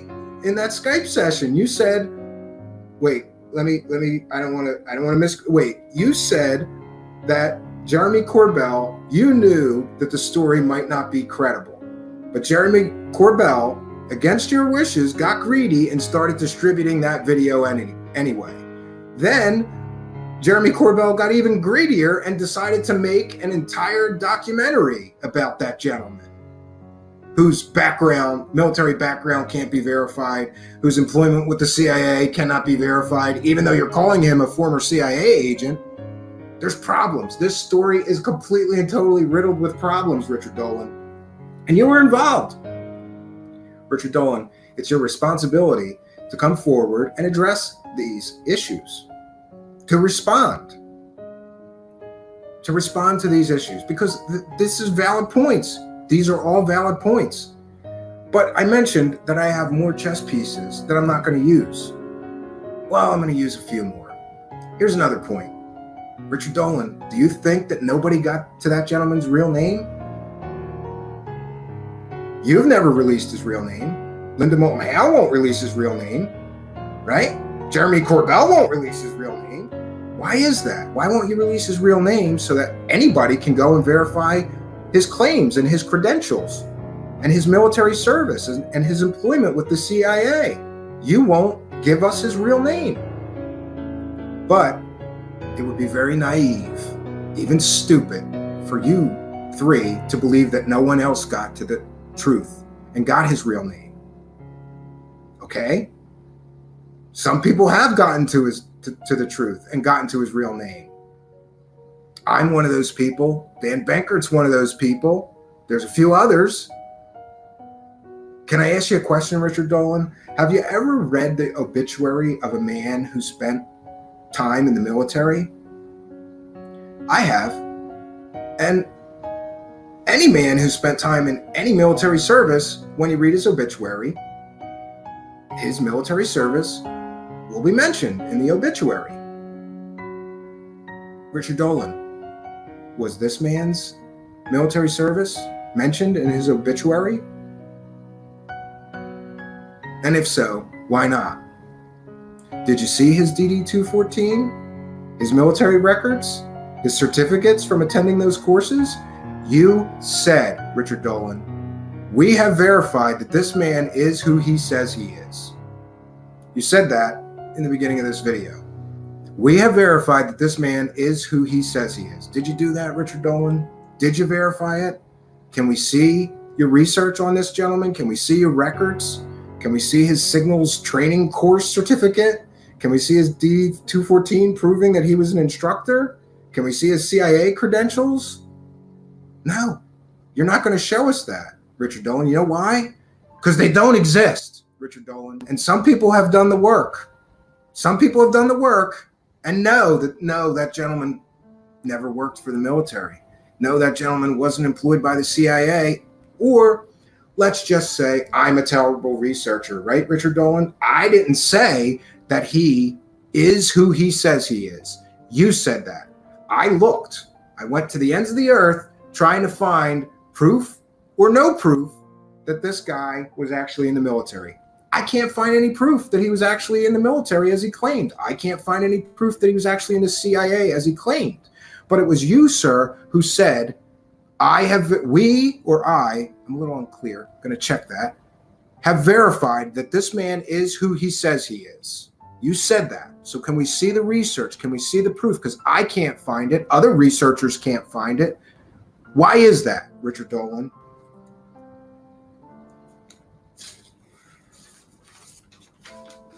You know, and Dan Benkert, to his credit, is a serious researcher, and he doesn't try to take credit. He doesn't want credit. He doesn't even want spotlight. He could have come on tonight and gloated and reveled in the great job that he did proving that this was a fake. Instead, he just handed it to me and he said, all this is good. If you want to check it, go ahead. And yeah, I did my best to check it. It's ridiculous that this is where we're at. And, we've got the Roswell slides. We've got the Bob Lazar story. Come on, man. You're involved in the Bob Lazar story, right? Bob Lazar. Hey, Richard Dolan, I have something to ask you, okay? You promoted that story. You helped Jeremy Corbell promote and sell his documentary as real, right? And you said, I tend to believe Bob Lazar.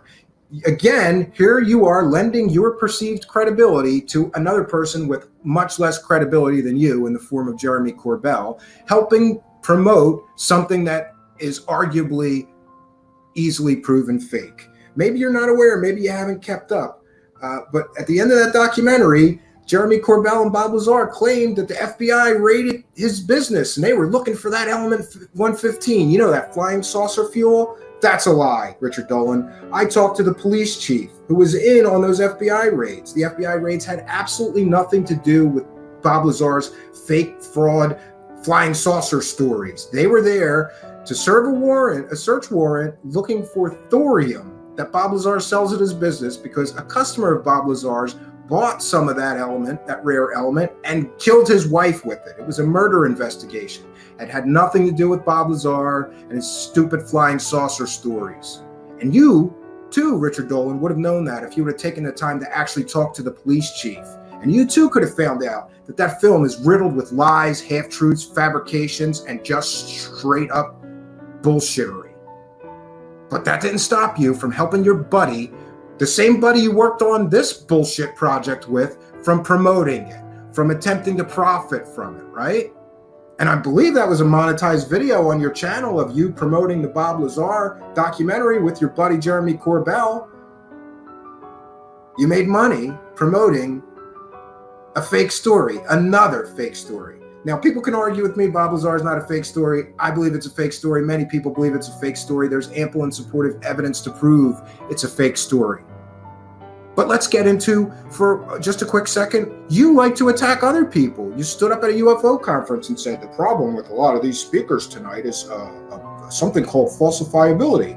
I can neither prove or disprove the story. Wouldn't that apply to you too? Falsifiability, your own You're riffed that if I can either prove or disprove a story, it has no value. Can you prove or disprove Bob Lazar's story? Can you prove or disprove Admiral Wilson's story? Can you prove or disprove the Roswell slides? Well, yeah, you can prove that's fake. The Admiral Wilson, we can prove that's fake. So all you've got left is this CIA deathbed confession guy. Can you prove or disprove? Is this story past the test of falsifiability? And if not, you're a hypocrite for promoting it, for supporting it, for taking part in it. You can't attack other people for selling stories that can't be verified if you're doing the same thing, Richard Dolan. You can't do that. Now, Admiral Wilson UFO leaks you got a hold of, right? And you called it the UFO leak of the century. This is a proven fake. Admiral Wilson calls them a work of fiction, right? That's what Admiral Wilson, the leak source in this, said that they are fake.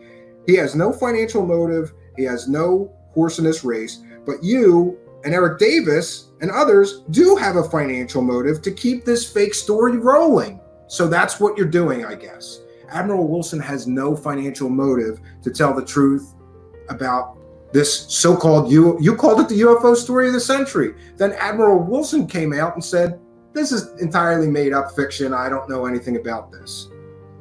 And you can go to your UFO go-to bullshittery when you get caught selling a fake story. There's two plays, either the Men in Black, right, or government cover-up, or they're kind of, no, it's kind of the same play, right? Is that the play you're going to go with for the Admiral Wilson documents? That the Men in Black got to Admiral Wilson and tried to shut him up so people couldn't get to the truth about aliens, bro. That's where we're at with Richard Dolan. This is crazy. Listen, I said it before, there's a fine line between clickbait and fraud. You guys titled this video CIA Deathbed Confession of Former CIA Agent. Where's the proof he was a CIA agent? Or give the money back. You got to give the money back if it's proven that even the title is fake. You got to give the money back. And with that, friends, we're going to sort of just turn our attention to the live chat. I will now turn my total attention to the live chat, and I apologize for going so long, but we had an awful lot of ground to cover tonight, folks, and a lot of things to unpack. I hate to go that far without the live chat and interaction. Thank you guys for indulging me and giving me the opportunity to do this. Like I said at the beginning of the broadcast, this has been on my list of things to do. Somebody's got to do this. This has been on my list of things to do. It's one of those, like this is a task that you dread. You don't want to do it. I took no pleasure in this tonight, but somebody's got to put Richard Dolan in check before things get worse for him. He doesn't realize it. His so-called friends are not his friends, because if they were, they would go to him and they would say, your credibility is really at risk here with all this bullshittery that you've been pushing lately. You did this one, you did this one. Come on, man. Like, how many times can Richard Dolan throw the dice and sell a fake story before his career is over? You heard him in that clip. My career is over when I say it is. Okay. You may find that that's not the case, Richard Dolan, if you keep getting caught with your pants down. And tonight we caught you with your pants and probably your underwear down too. This is not a good look for you, Richard Dolan. And I'm sorry to have to do this. I really am. I grew up loving and respecting your work, your books, looking up to you, watching you on TV, being interested in this stuff. Somebody's got to do this. And again, it's an open invitation. If you want to come on the show and defend yourself for what we're talking about tonight, I'd be more than happy to have you. So, friends, I'm glad that you could be here. It was really nice to see some friendly faces in the live chat to go and do this thing that I really didn't want to do, and to get over my anxiety about doing it. It was good to see you all here and supportive people that want to get to the truth like me. So, friends, it's never easy, like I said, when your heroes let you down. But I believe that every man deserves a road to redemption. Every man. My hope is that Richard Dolan will find it. So, friends, until next time, friends, my name is Stephen Cambion, reminding you that the truth, people deserve the truth. People deserve the truth, friends, even if it's an ugly truth. Good night, folks.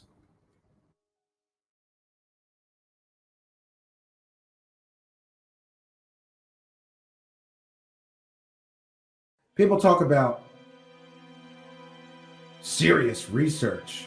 And let's be clear, some people are called serious researchers that are the king of selling fake stories. I did miss one point of the explosion here in ufology. Richard Dolan and Jeremy Corbell, they have been caught using fake information. Richard Dolan has been caught using fake information or lying to his audience or using 100% fake stories, fake sources to sell stories about UFOs and aliens. I took a lot of heat for saying that Jeremy Corbell and Richard Dolan's CIA deathbed confession video used 100% fake source. Took a lot of heat for that. A lot of slings and arrows. How dare you question the serious researcher, Richard Dolan? And Richard Dolan, when he was caught with his pants down using a fake source, Richard Dolan said that he was going to get up on top of that. Richard Dolan said that he was going to investigate and he would make his own statement.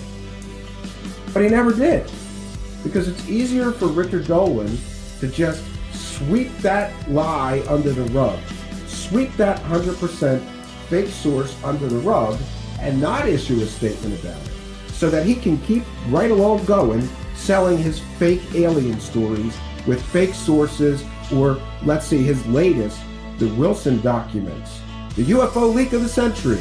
But in order to believe that UFO leak of the century, first of all, you have to believe what he's saying about Stephen Greer, right? Who's been caught lying, I don't know how many times. You have to believe Richard Dolan's 12 or so anonymous sources propping up that story that nobody else is allowed to interview. You have to believe his Mr. X, his anonymous source who comes on his show to try to convince everyone that Richard Dolan is right about those fake Wilson documents, which, by the way, the man, Wilson, in it, said these stories are completely and totally fake. These stories are fake. And I just want to remind everybody that, Richard Dolan's on a lot of shows. He was recently on a show where I sent all the substantial and supportive evidence that he used 100% fake source. I sent it to another show host where Richard Dolan was going to be appearing. And I appealed to that show host and I said, please, you and I may disagree on many things, but you know that him using a completely and totally fake made-up source is wrong. And please have the courage, have the ethics to ask him one question for me. Because he won't come on my show to answer questions because he's a coward and he knows that I have the proof that he used 100% fake made-up source to sell this CIA deathbed confession video with Jeremy Corbell. He knows I'm right. He was in on it from the start. So I asked another show host, please, you and I may disagree, but please do me a solid. Do me a favor. I'll do anything in return for you as a favor. I just want you to ask him one question for me, please. That UFO show host made excuses. And he refused to ask Richard Dolan a single question that matters. Instead, he did a UFO crash retrieval panel with Richard Dolan and did the UFO circle jerk and just let Richard Dolan talk for 2 hours and speculate about UFO crash retrievals when Richard Dolan has zero actual physical proof or evidence of UFO crash retrievals. Yeah, that show host did the UFO circle jerk with Richard Dolan. Made excuses for why he couldn't be bothered to ask Richard Dolan why he lied to the entire UFO community, why he sold 100% fake story. Couldn't be bothered. He was too busy doing the UFO circle jerk that everyone does with these UFO celebrities. And I'm tired of these UFO circle jerk host cowards. Somebody needs to ask these people the serious questions. And while I may not get answers because they're too cowardly to come on my show and ask and answer real and valid questions about their dirty dealings, about their telling and selling fake stories. But I'll keep asking those questions, and I'll keep taking the slings and arrows. But it would be stupid for me not to remind people that it's probably wrong to try to murder the guy that's asking the questions that you don't like. And here's a video that we did called "Did Richard Dolan and Jeremy Corbell Use a Fake Source to Sell a Fake Story?" We're going to share this. And this is taken from, this is what happens when Richard Dolan, when a show host has the courage to ask a single question from me. Look what happens. Look what happens when Richard Dolan is forced to answer a single question from me. Look what happens. This, my friends, more than anything, may explain why Richard Dolan is too much of a coward, a little weasel. He's too much of a weasel and a coward to come on my show and answer these hard questions.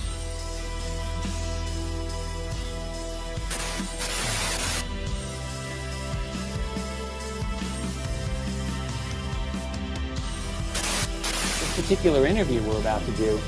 This is a man who's in the U.S. military, who's had experiences, he says, relating to knowledge of ET presence here on Earth. We know he is who he says he was. This is a man who's in the U.S. military. We know he is who he says he was. This is a man who's in the U.S. military. We know he is who he says he was. Is who he says he was. We know he is who he says he was. This next question comes from Stephen Cambion. He wants to know, how do you feel about your participation in the CIA deathbed confession interview? I'm unsure what that is, but many people keep referencing that in the comment section. Now that other researchers have proven, quote unquote, that man was not who he said he was and never worked for the military or CIA. Oh, wow. I guess I should get up on top of that. I'll just say this, look. I met him. I met his son-in-law. I got to know his son-in-law pretty well. This man had been a witness back in the 90s for Linda Moulton Howe. Yeah, maybe he was just pulling a yarn. I mean, the way it happened, look, I can't know before I go in to interview someone every single way it's going to turn out. You can't make me like apologize for if I make a mistake. I've made mistakes. What am I supposed to do? Go cower into a cave? Like, it just happened. So this man, if that's true, I promise this, because I actually didn't know, I wasn't on top of this. I'll look into it, and if that's the case, I'll make my own statement. But the thing is, I never really knew what to make of it. I was asked in 2013, very beginning of 2013, to interview this man. I was told he was an important witness. I'm like, oh, okay. It was actually Linda's case, and I didn't want to take it, but the impression that I got, which turned out to be not true, was that Linda wasn't going to do it. It turns out Linda just didn't know that it was being done. I think she would have easily done it. So I went up there. He was in northern Minnesota, and I went with a few other people. I'll leave the names off. The late Ron Garner, who's no longer with us, he was the one who really pushed this case. And I was like, all right, well, I'll interview him. I did my best to get on top of it. I met with him. He was a very sweet man. I thought he was going to die in front of me, like during much of this interview. His health was terrible. But I will tell you this. I spoke to his son-in-law, who was a theology student at the time. These are these are good people. And the son said, yep, I've heard this man's story for years. He's never wavered. So all I did was I interviewed him. And I did my best, you know. Sometimes the best isn't good enough. I didn't go through a detailed background check, but no, I didn't. So if it's been proven to be a mistake, then well, these are the breaks. This is a man who's in the U.S. military. We know he is who he says he was. We know he is who he says he was. I didn't go through a detailed background check, but no, I didn't. We know he is who he says he was. I didn't go through a detailed background check, but no, I didn't. We know he is who he says he was. Look, I can't know before I go in to interview someone every single way it's going to turn out. You can't make me like apologize for if I make a mistake. I've made mistakes. What am I supposed to do? Go cower into a cave? Like, it just happened. I didn't go through a detailed background check, but no, I didn't. You can't make me like apologize for if I make a mistake. I promise this because I actually didn't know. I wasn't on top of this. So I'll look into it. And if that's the case, I'll make my own statement.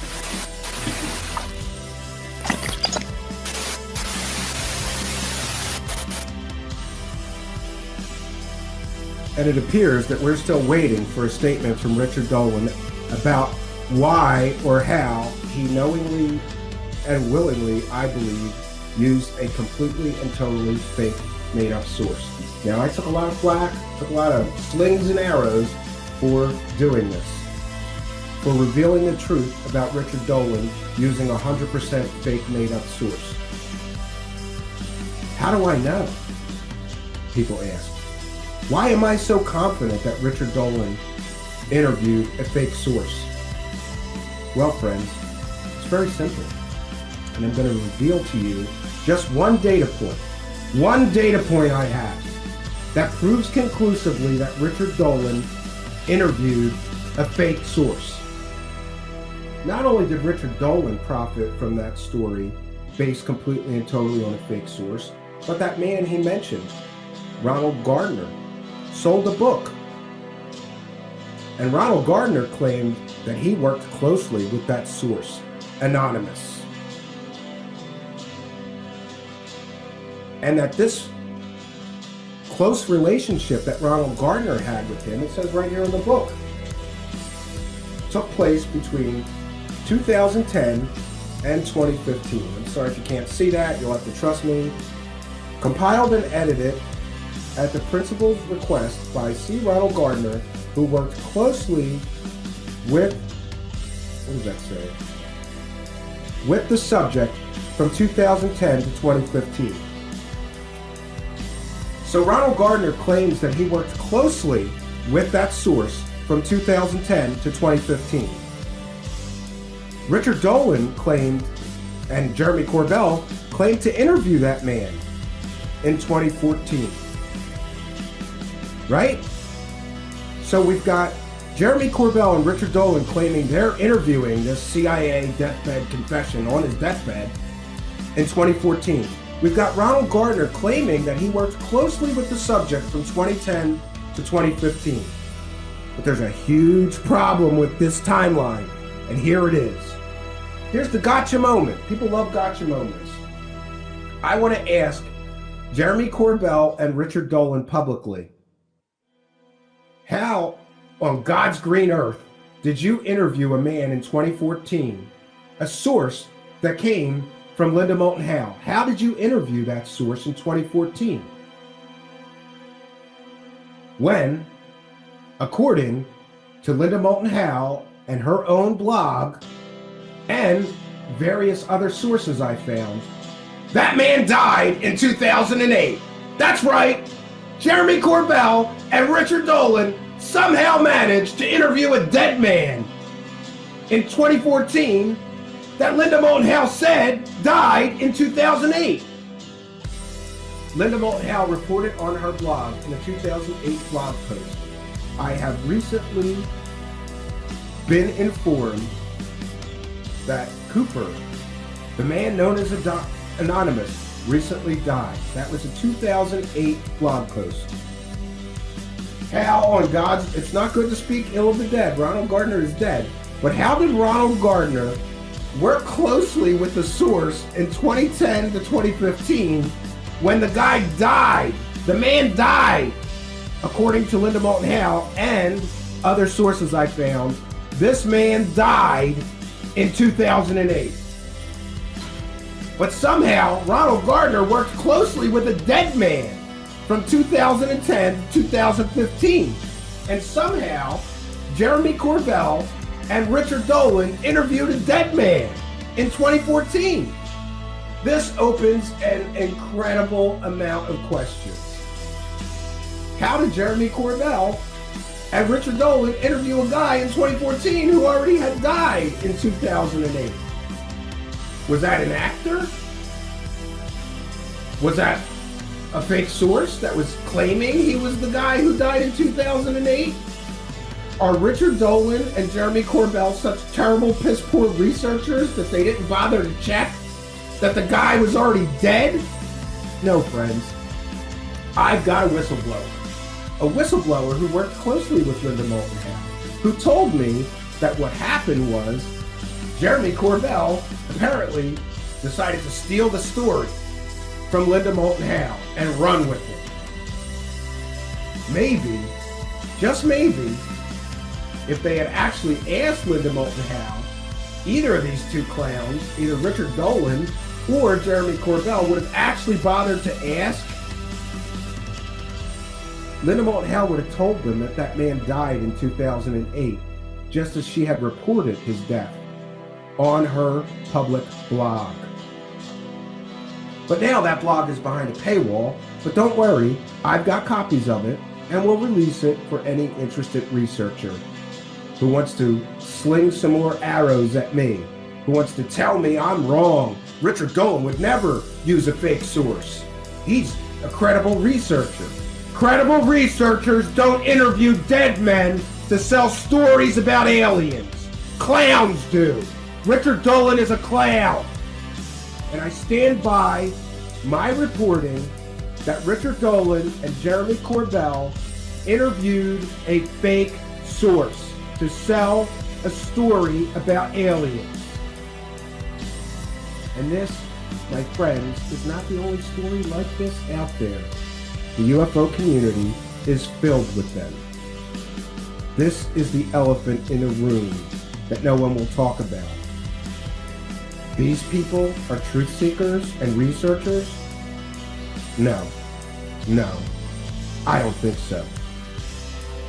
And I've got to tell you, that's one data point. One. I've just shared with you one data point of many that I have that prove that Jeremy Corbell and Richard Dolan knowingly, willingly, deliberately, and with great effort perpetrated an incredible hoax on the entire UFO community and by extension, the world, by selling a fake story with a dead man being interviewed who died years previously to the interview as the main source of the story. This is the disgusting and slimy nature of this thing that we're all just supposed to ignore. We're all just supposed to not talk about that elephant in the room. But I've got to tell you, there is some good news. Because along with all of these UFO celebrity clowns that are out there trying to get rich selling fake stories about aliens, there are true truth seekers out there who are not willing to use fake sources or accept people using fake sources, people who are actually revealing people using fake or problematic sources.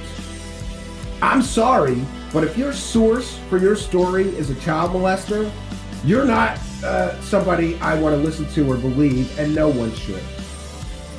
If the source for your story is a sexual predator, I'm not willing to listen to you. If the source for your story is a murderer or a rapist, then your information is not credible and I'm not willing to listen to you, and neither should anyone else be willing to listen to your fake stories propped up by child molesters, murderers, rapists, sexual predators, or dead men. Now, I mentioned I have multiple data points proving that story was a complete and total fake fraud hoax. So where do we find ourselves? Now we've got Richard Dolan involved, admittedly, in the Roswell slides hoax. We've got Richard Dolan pumping up these fake Wilson documents with some 12 anonymous sources. The Wilson documents are propped up, I'm going to say it again, with something like, let's just be fair and say 8 anonymous sources prop up the Wilson document story that he's been peddling for years now and has made more money Richard Dolan has made more money selling these fake Wilson documents, the story of them, than anyone on earth. And in order to prop up that story and continue to sell it, Richard Dolan has to use at least 8 anonymous sources. Now, some may say that the use of anonymous sources in journalism is an age-old thing, and sometimes we just have to trust that people need to be anonymous, and sometimes researchers and journalists just have to use anonymous sources. But I would ask you, should we believe Richard Dolan about the Wilson documents when he's using some 8 or more anonymous sources to sell that story?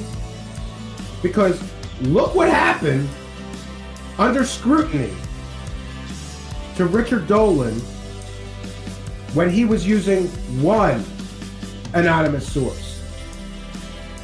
The CIA deathbed confession used 1 anonymous source, and we can prove definitively that that source was 100% fake.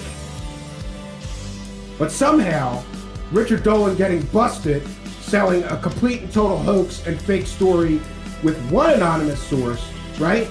But we're still supposed to believe him about these Wilson documents where he's using some 8 anonymous sources.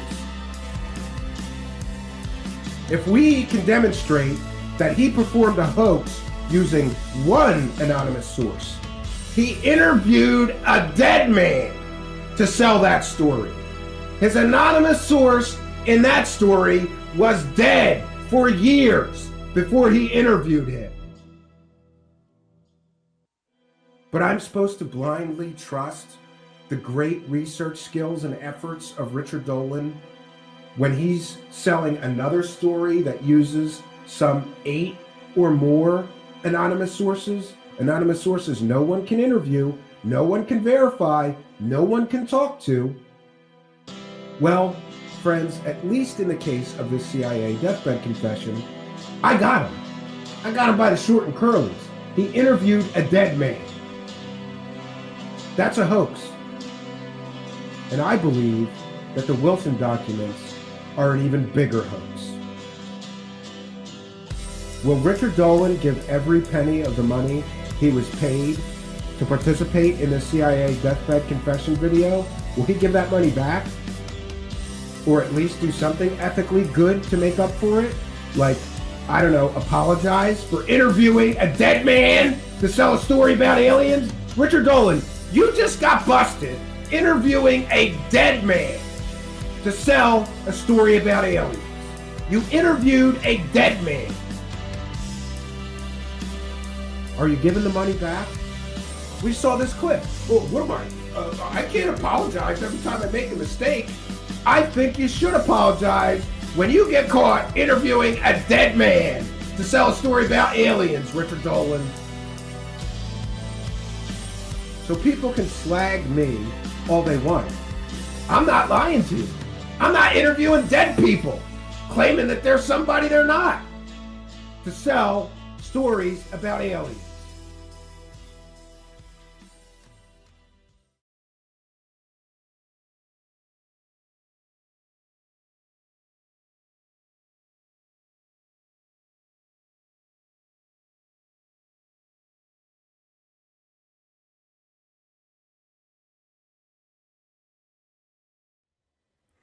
Well, hello.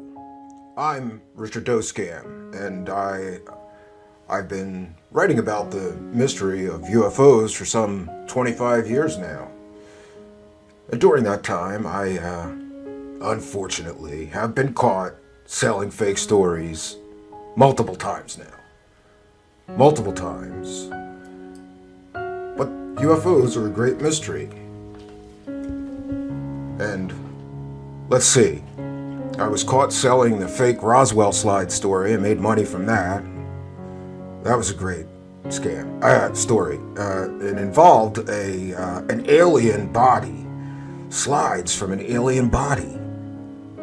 You know, the bodies recovered at Roswell. That's why we called it the Roswell slides, because everyone knows if you really want to sell a story and it's fake, what you got to do is you have to attach it to already existing accepted UFO mythology, like Roswell. So we attached it to that. Turns out it wasn't a slide of an alien body from Roswell. No, it was a mummy sitting in a museum. And I never gave any of that money back, and I never will. Recently, people like Stephen Cambion and other researchers have figured out that my fake CIA deathbed confession video used a fake anonymous source. Now, I did say that I was going to make a statement about that. It's been some 6 weeks and I haven't yet, but I'm going to blame Jeremy Cowbell and Linda Moulton Howdy Doody for that one. They told me that guy was real. I didn't check anything. I just ran with the story. Stephen Cambion punked me while I was on another show. I thought I'd never have to answer Stephen Cambion's questions about that. Turns out I did on another show. He fed the questions to another show host who asked me these questions, and I was forced to admit that I did not vet that guy. I didn't know who he was, even though I said he is who he says he is in the video. Very convincing bluff, isn't it? Now, my colleague, Jeremy Cowbell, has said that he has DD-214 and he will be releasing that DD-214. Well, no, he won't, because it doesn't exist. And Linda Moulton Howe also said she vetted the guy's DD-214, but she won't release those documents because they don't exist. The source is fake. I was forced to admit on a very big live stream show that I never checked into that guy one bit. Didn't look at any background check. I just stood there like a dummy and said, this man is who he says he is. He was in the military. He worked for the CIA. And even though I can't prove it, and Jeremy Cowbell can't prove it, and Linda Moulton Howdy Doody can't prove it, well, I'm afraid, friends, there's only one thing I can do, and that's laugh at all you suckers. Look at all this money I made selling that fake. Look at this money. I made so much money selling that fake story. It's great. That's why they call me Richard Doe Scam. Look at all that. Look at those Benjamins. I made so much money selling the fake CIA deathbed confession video, and Jeremy Cowbell made even more than me. And none of us will prove that that man is who he says he is, even though we say it in the video. But that's not scam me. That's called business. It's business, okay? I'm doing UFO business here. And I'd just like to say that I've been studying UFOs for 25 years. It's a very murky subject. You know, the laws around consumer fraud are very vague. So is it consumer fraud that I stood there and lied through my Doe Scam teeth and said, this man is who he says he is? And then I kept all the money and I refused to give any of the money back. Look at that. It's beautiful. All the Benjamins. I'm not giving any of the money back from the CIA deathbed confession fake story. Even though I admit it, I didn't check into anything with that guy. Let's see. And then Steve Cambion caught me claiming that I was in possession of classified information. And it turns out I had to backpedal on that fake story. But here's the good news. By the time Steve Cambion called me out, I already made the UFO money. I made the money. I'm not giving it back, Steve Cambion. I don't care what you say. I don't care what you do. I'm not giving any of my Doe Scam money back to you or anybody else that I ripped off selling a fake story that I claim is real. I said in my video that I have been leaked classified information from the classified version of the UAP report. However, it turns out I had to backpedal because I was unaware that if I was truly in possession of real classified information, I could go to the pokey and get arrested. Do I look like a man who would do well in prison? I don't think so. I'm a little too white and smart for that, okay? I'm not going to prison for selling fake information, for lying through my dough scam teeth. See them? Those are my dough scam teeth. At least my teeth are real, unlike, Wilcox. But anyway, look. So Steve Campion catches me with 2 completely fake stories in a short time. And Steve Campion also is aware that I sold the Roswell fake slides. That's 3 completely fake stories that I made money on YouTube with that were fake. It's a great business. I'm doing business. And look, if a pimp, convicted pimp like Bob Lazar can make these UFO dollars, then I think I'm a serious researcher. Okay? Gotta count some of my UFO dollars here. I'm a serious researcher. Buy my book. Buy my new UFO series that I just made. In my UFO series, I prop up the Travis Walton myth, even though there is ample and supportive evidence right now that pretty much proves that they may have faked that whole thing. And guess what? Guess what that meant when I did the Travis Walton, helping him cover up the hoax claims, right? What do you think I did when I did that? Well, I made more UFO dollars, friends. It is raining UFO dollars up in here, okay? It's raining UFO dollars up in here. But now, things have taken a turn for the worse, friends. I'm sure some of you are aware that my wife left me. But many people are asking, she's supposed to have these superpowers and be a remote viewer. Right? So she's supposed to have superpowers and be able to remote view. And for those who don't know, you can remote view anytime and any place. So even though my wife has the superpower to remote view all through time, apparently she was not able to remote view into the future of our marriage and see that it won't work out and not marry me. That may prove that those superpowers that she claimed to have are fake. Yeah, remote viewing's fake. I'm sorry. Look, she was hot. It's okay. It's okay that I sold out and start talking about my wife having fake superpowers. She was hot, okay? You would do it too. She was hot. If you got with a chick got hot, and then she said, listen, I got superpowers. I can remote view anytime and any place. You would just say, okay, honey, spread your legs, lay down, right? Yeah, you would accept it. Girl says she's psychic. Okay, well, all right, she's hot. You gotta just take it, okay? You gotta take what you could get. Look at me. I'm like the nerd everybody beat up in high school. And suddenly, here's this hot cheerleader girl. There's only one problem. She said that she had superpowers. So I went with it. I was like, all right, we'll talk about your superpowers on my show. Didn't work out. She did not remote view our failed marriage somehow. So maybe those superpowers aren't real.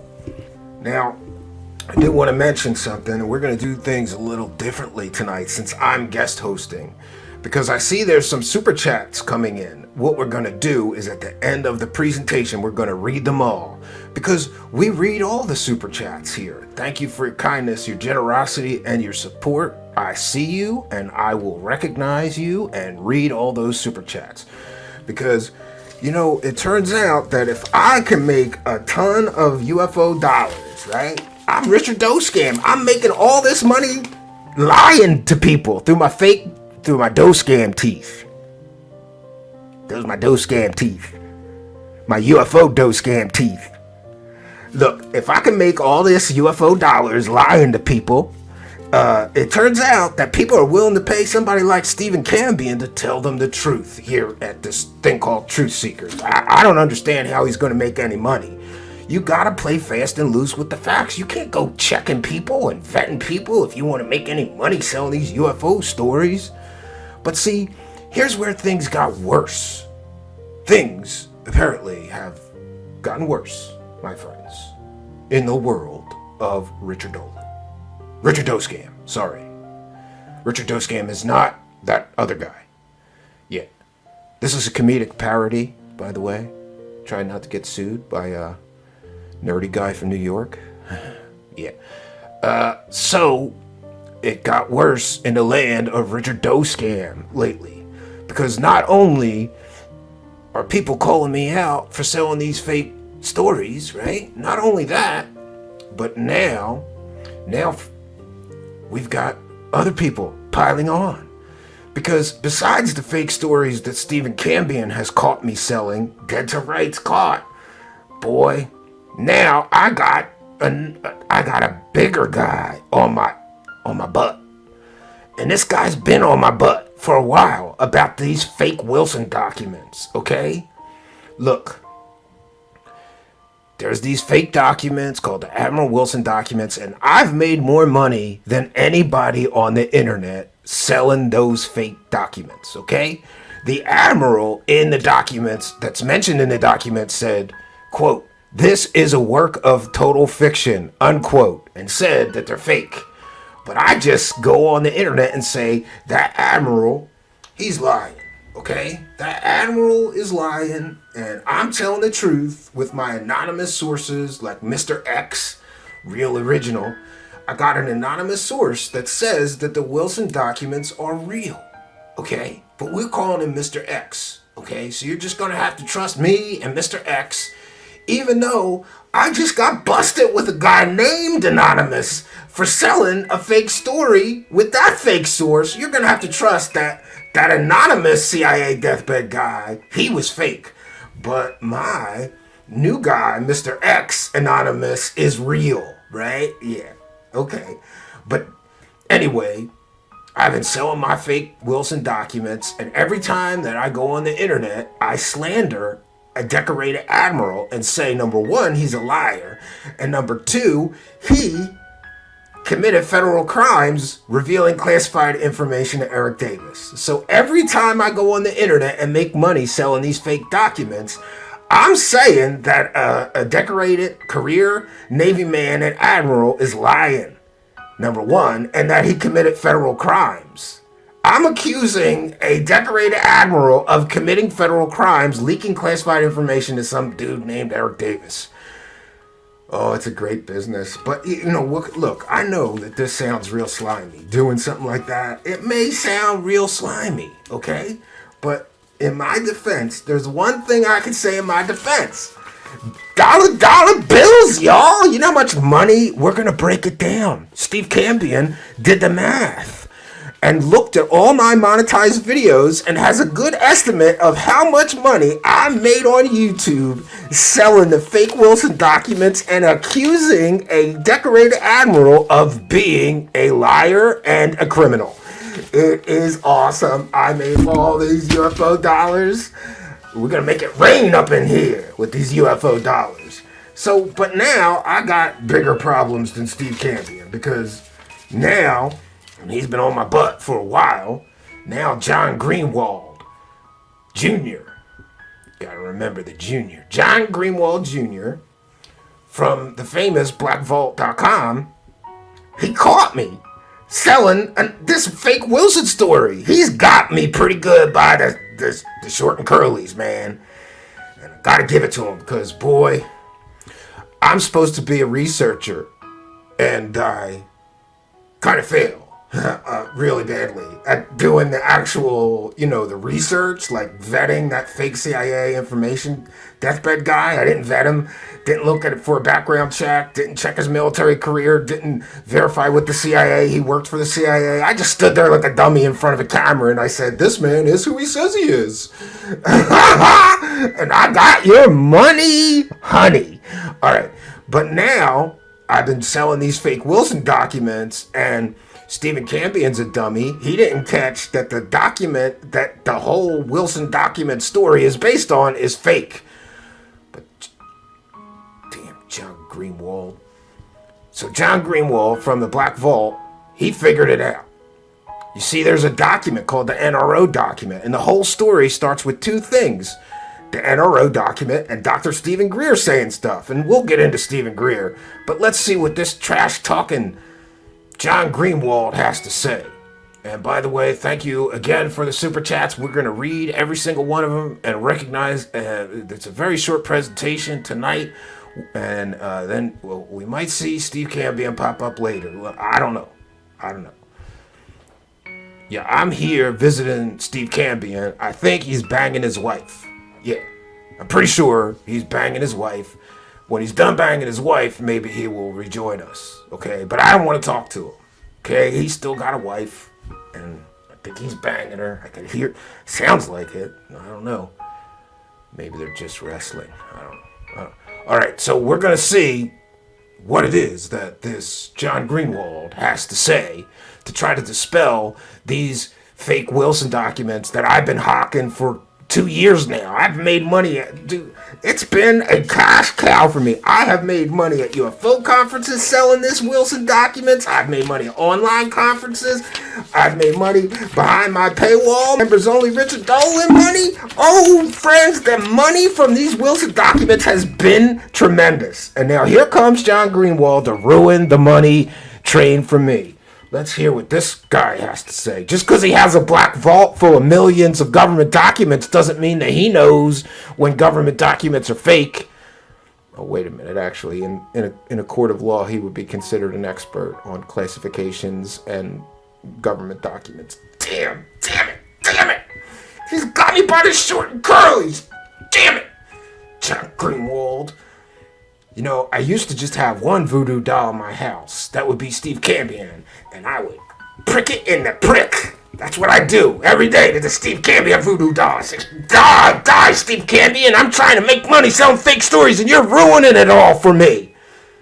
Now I need a new voodoo doll for John Greenwald. And I'm going to poke him in his eye with a needle. Hope he goes blind and can't see my fake documents no more. Yeah.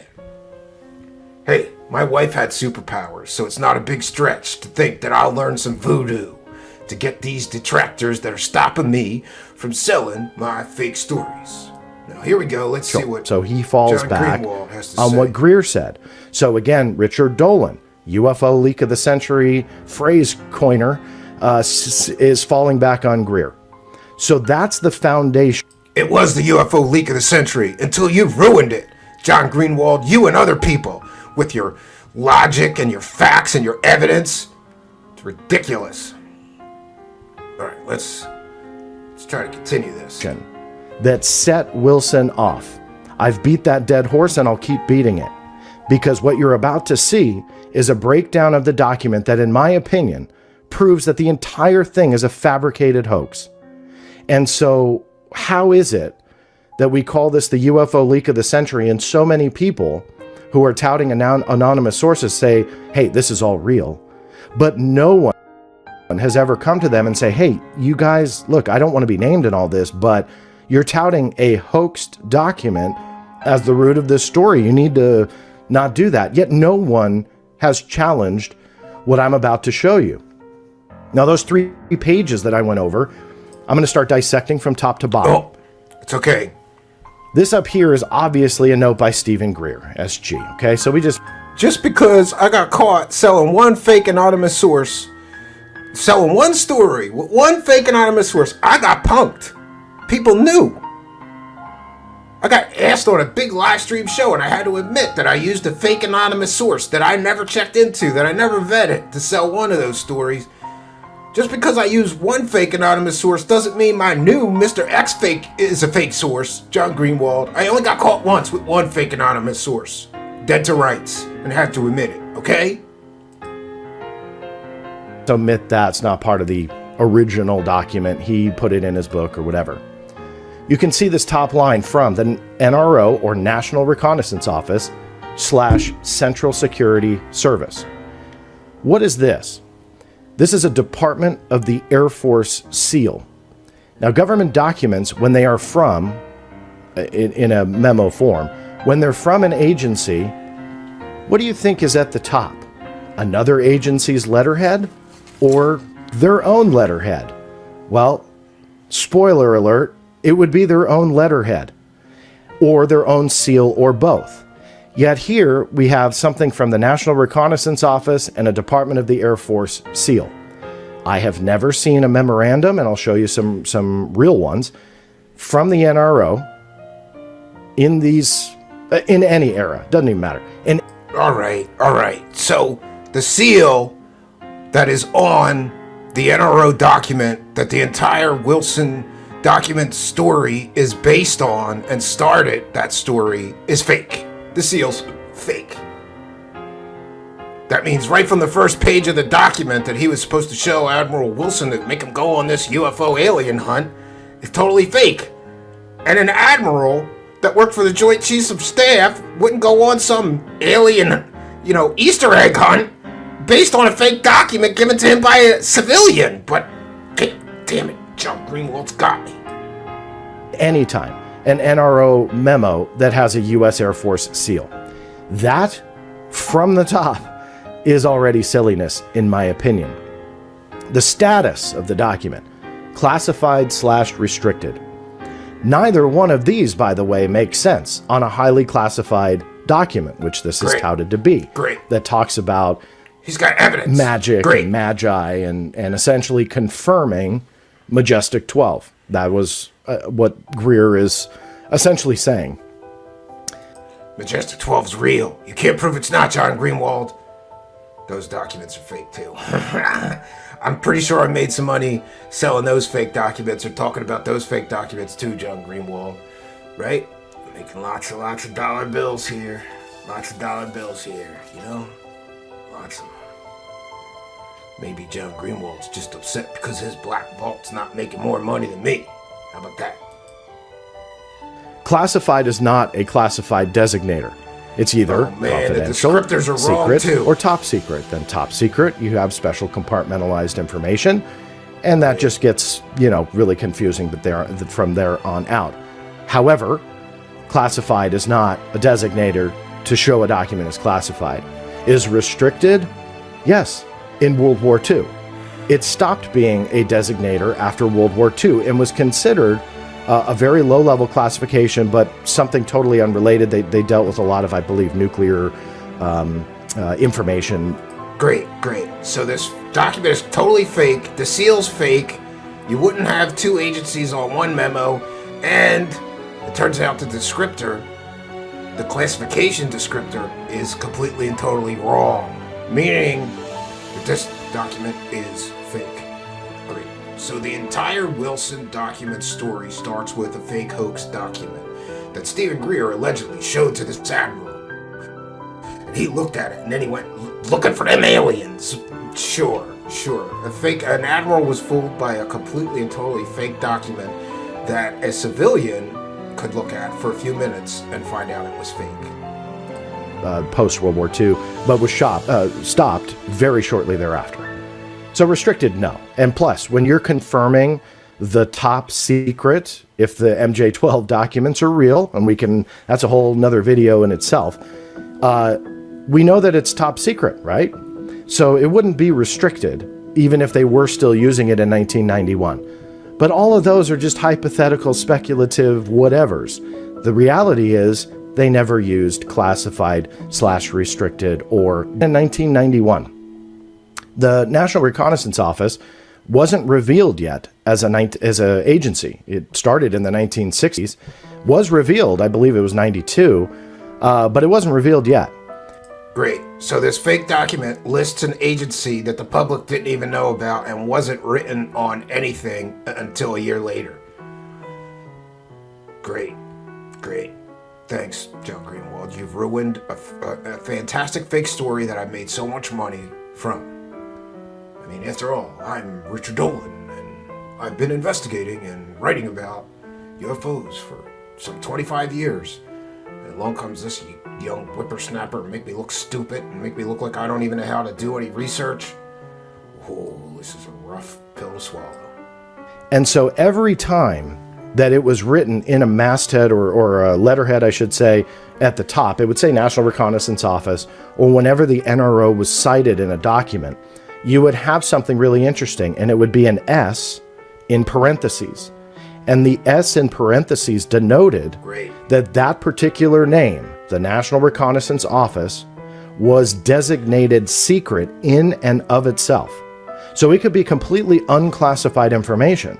But if the NRO wrote it and their letterhead was at the top, it actually had this, an S in a parenthetical, stipulating that in 1990, the NRO, which was working in entire secrecy, it was not known to be public knowledge at all, again, until years later, they would have to have that secret designator on the masthead.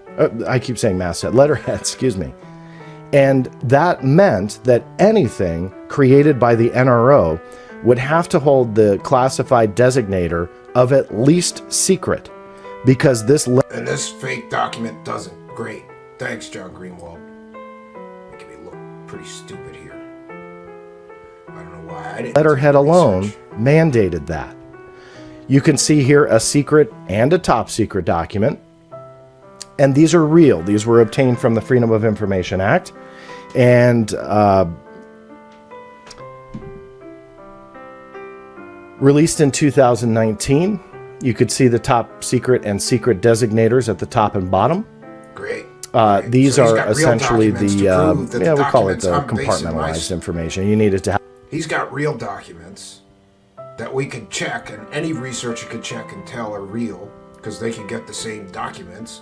He's got real documents that he could use as an example to prove why the NRO document that the whole Wilson story is based on is fake and a hoax. Great.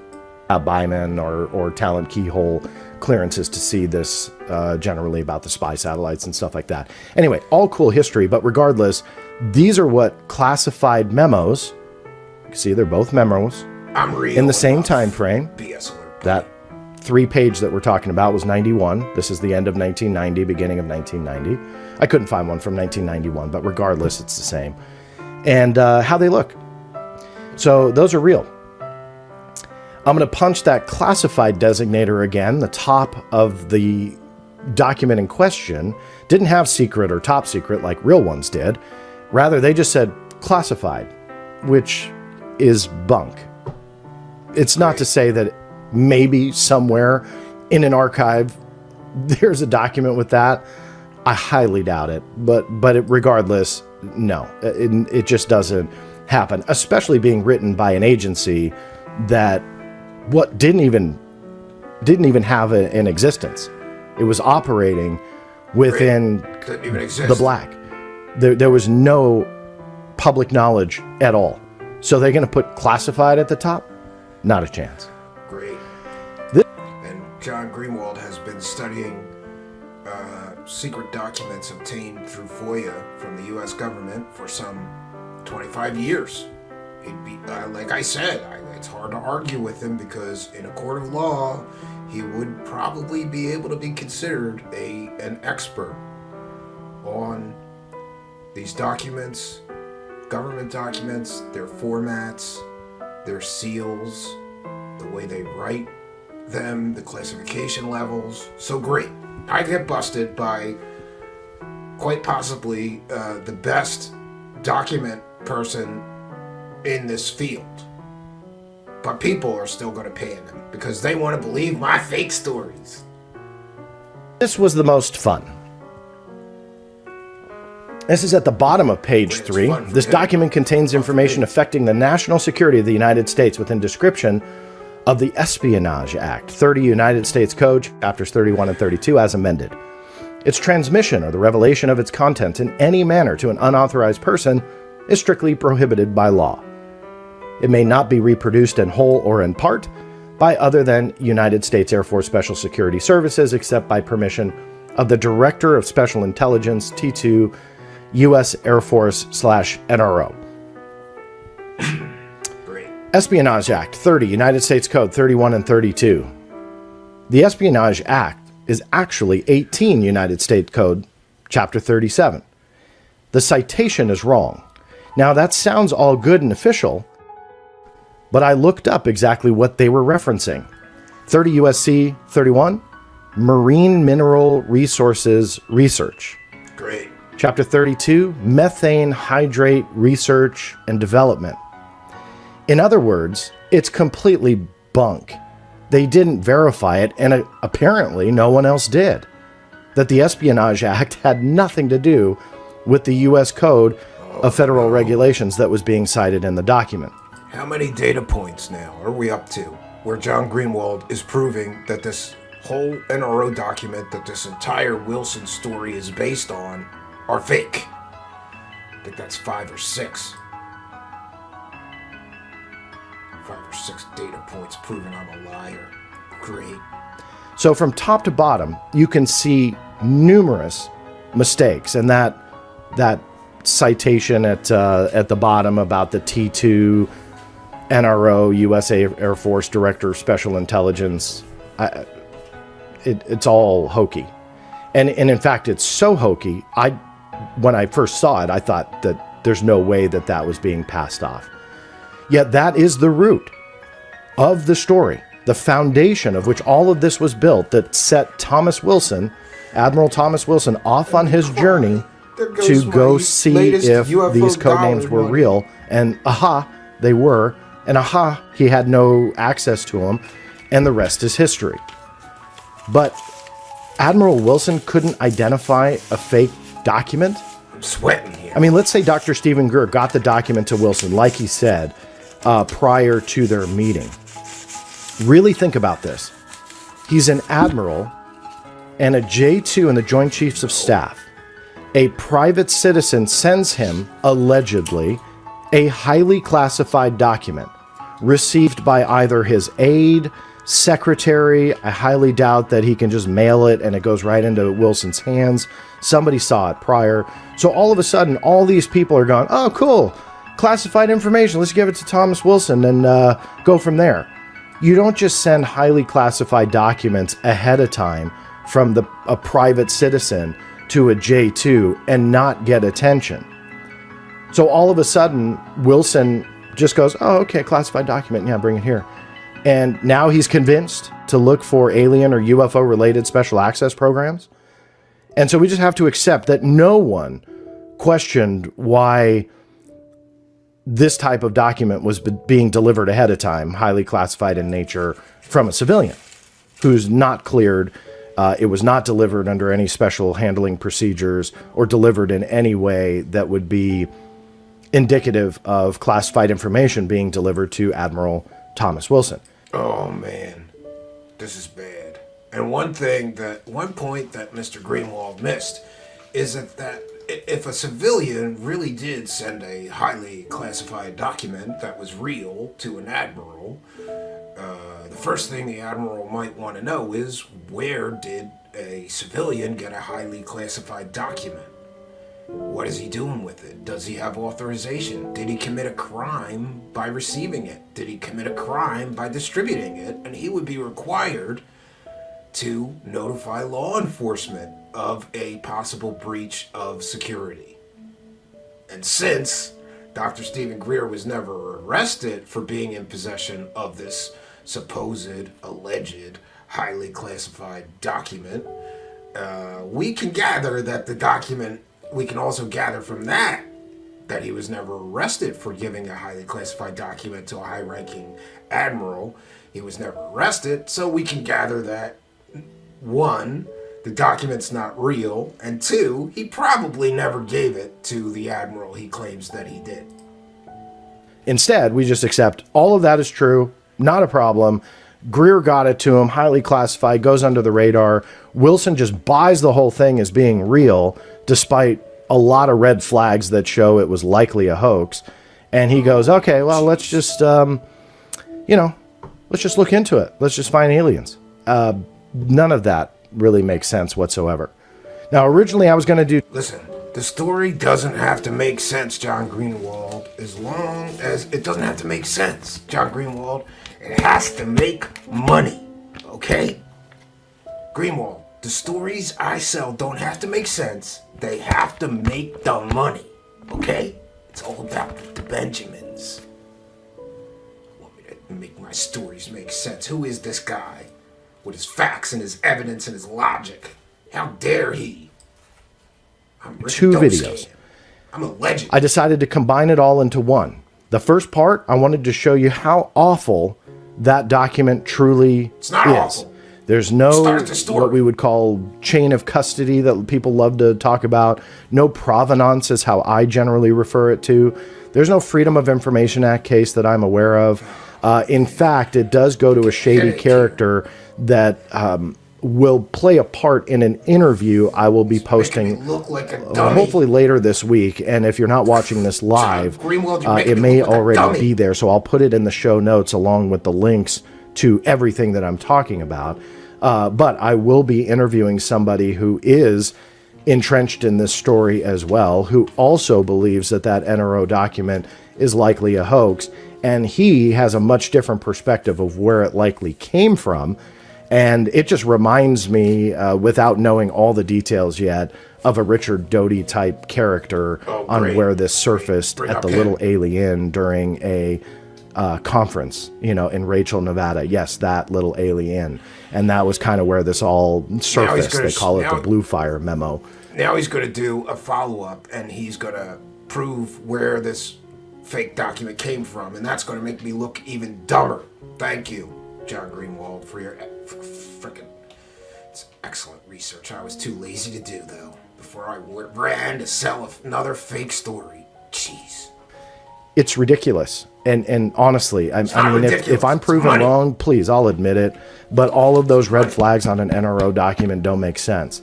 So what I wanted to do was start with that, but lead into some other stuff that, in my opinion, really does drop the curtain on this and gives you the final act. Great. Here comes the final act. And you know what? This is what I see. This is what I see. I see my UFO dollars going up in smoke thanks to people like Steve Cambion and John Greenwald. Good for you, buddy. Good for you. Now, all that UFO money, you're burning my UFO money, John Greenwald. It's all going away. What do you want me to do? Get a real job? All my UFO money's going? Jeez. He's gonna prove this and he's gonna prove that, right? I don't know. See if we'll get Mr. Greenwald That there's, to wrap it up here. Despite my great conversation with Jay, and I'm glad I did it, digging into these elements of the story, I believe now at this point solidifies that this is fiction. And when the foundation from those reputable resources all point back to Greer's NRO document as what set Wilson off, the foundation starts to fall apart. You can't build a story off of that. You have to buy so much that Wilson would take in a classified document that was a hoax and act on it from a private citizen. It doesn't matter if Edgar Mitchell was attached or not. I truly believe that a J2 would never do that. Great. Great. So here we have somebody who most people would consider a document expert. And he ripped the document that this whole story is based on apart. But I have a rebuttal for John Greenwald. First of all, the story doesn't have to make sense, okay? It's just gotta make money, okay? You could just put away your discernment and believe the story. As long as it makes me money, it's a good story. But I do have some things that I will say. First, let me get this banner down. And again, I want to remind all the super chatters to thank you for your kindness and your generosity and your support. If I'm making all of this money selling fake stories, maybe somebody like Steve Cambion can make some money telling you the truth about these fake stories. So thank you to the super chatters. We will be reading them all shortly. We have just a little bit left of the presentation. All right. And like I said, it's bad enough that Steve Cambion is going after me for fake stories. Now John Greenwald from the Black Vault. Great. Greenwald says I don't return his emails, but why would I? You think I should have to talk about the fake documents, fake sources, and anonymous fake sources that I, Richard Dolan, am using to sell my fake alien stories? You want me to come on your show for that? Why would I do that? If I had to have an honest talk with John, I'd have to admit how much money I've made selling this fake story, and people may start demanding that I give the money that I made back. I'm not giving any of the money back, John Greenwald or Steve Cambion, from any of these fake stories I'm getting caught selling, okay? Now, we've seen what kind of trash John Greenwald is talking. Well, it's not trash, it's serious research and, facts and evidence, but still, that's trash talking because he's messing with my money. Why gotta mess with my money, okay? There's an unwritten rule among us UFO people: you don't mess with another guy's fake story, okay? Just because I'm selling these fake Wilson documents and these UFO money scams, my name is Richard Dolan. And they're not fake stories, they're true stories. They are all, after all, true stories. And just because the stories I sell for money mostly turn out to be fake, or many of them turn out to be fake, and I never give any of the money back, that doesn't mean it's consumer fraud, okay? It's just entertainment. It's just entertainment. And like I said, I would not do well in prison. Too white, okay? Too smart for prison, okay? Too skinny. I would turn into somebody's girlfriend in a day, friends. And listen, John Greenwald hammers away that the whole story starts with these fake documents and with what Stephen Greer said. Now listen, just because Stephen Greer used a dead, mummified body of a little baby to scam people for UFO dollars doesn't mean he's not telling the truth about Wilson. Just because Dr. Stephen Greer has been selling an app for years that he claims will let you talk to aliens and he can't prove it, doesn't mean he's not a trustworthy and good person. So what if Stephen Cambion and many others bought that app and have never been able to talk to aliens and they all want their money back? Maybe they didn't meditate hard enough, okay? Dr. Greer isn't giving any of the money back from his fake alien stories or his fake Contact Alien app, and neither am I. Just because Dr. Stephen Greer scammed the public out of hundreds of thousands of dollars in crowdfunds so that he could make his movies, and none of his films cost anywhere near the money that he raised in his crowdfunders to make, he's raised hundreds of thousands of dollars, millions for some of those films that he made, and he pocketed most of the money. It doesn't mean that he's not telling the truth about Admiral Wilson and those aliens.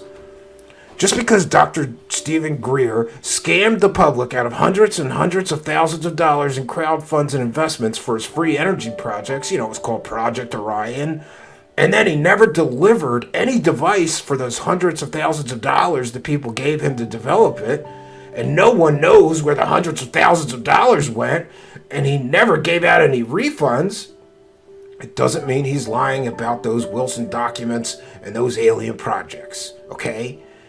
Just because he's been caught lying time and time again, I'm talking about Dr. Stephen Greer, whatever, just because he's been caught lying time and time again about people he claims he briefed, and hey, in his most recent film, he claimed that he briefed both President Trump and Vice President Pence, and Steve Cambion proved that that was all a lie.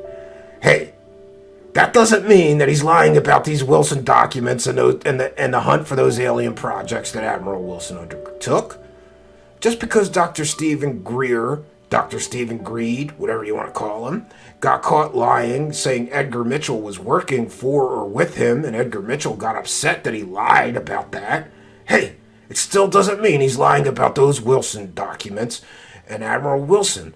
Just because he lied and he said he was getting briefings in the Pentagon basement, that doesn't mean he's lying about these Wilson documents and those alien projects, friends. And hey, just because he lied about briefing a sitting CIA director, and that CIA director said, hey, wait a minute, no way, this is fake, he never briefed me about anything. Hey, that doesn't mean that he lied about the Wilson documents. Just because he lied all these times and he's been caught lying all these times, He's a good source. As long as the story is good and I can sell the story for money. As long as I can sell the story for money, it's a good source. I don't care if it's an anonymous source, a fake source, a source that's been caught lying 100 times. I don't care.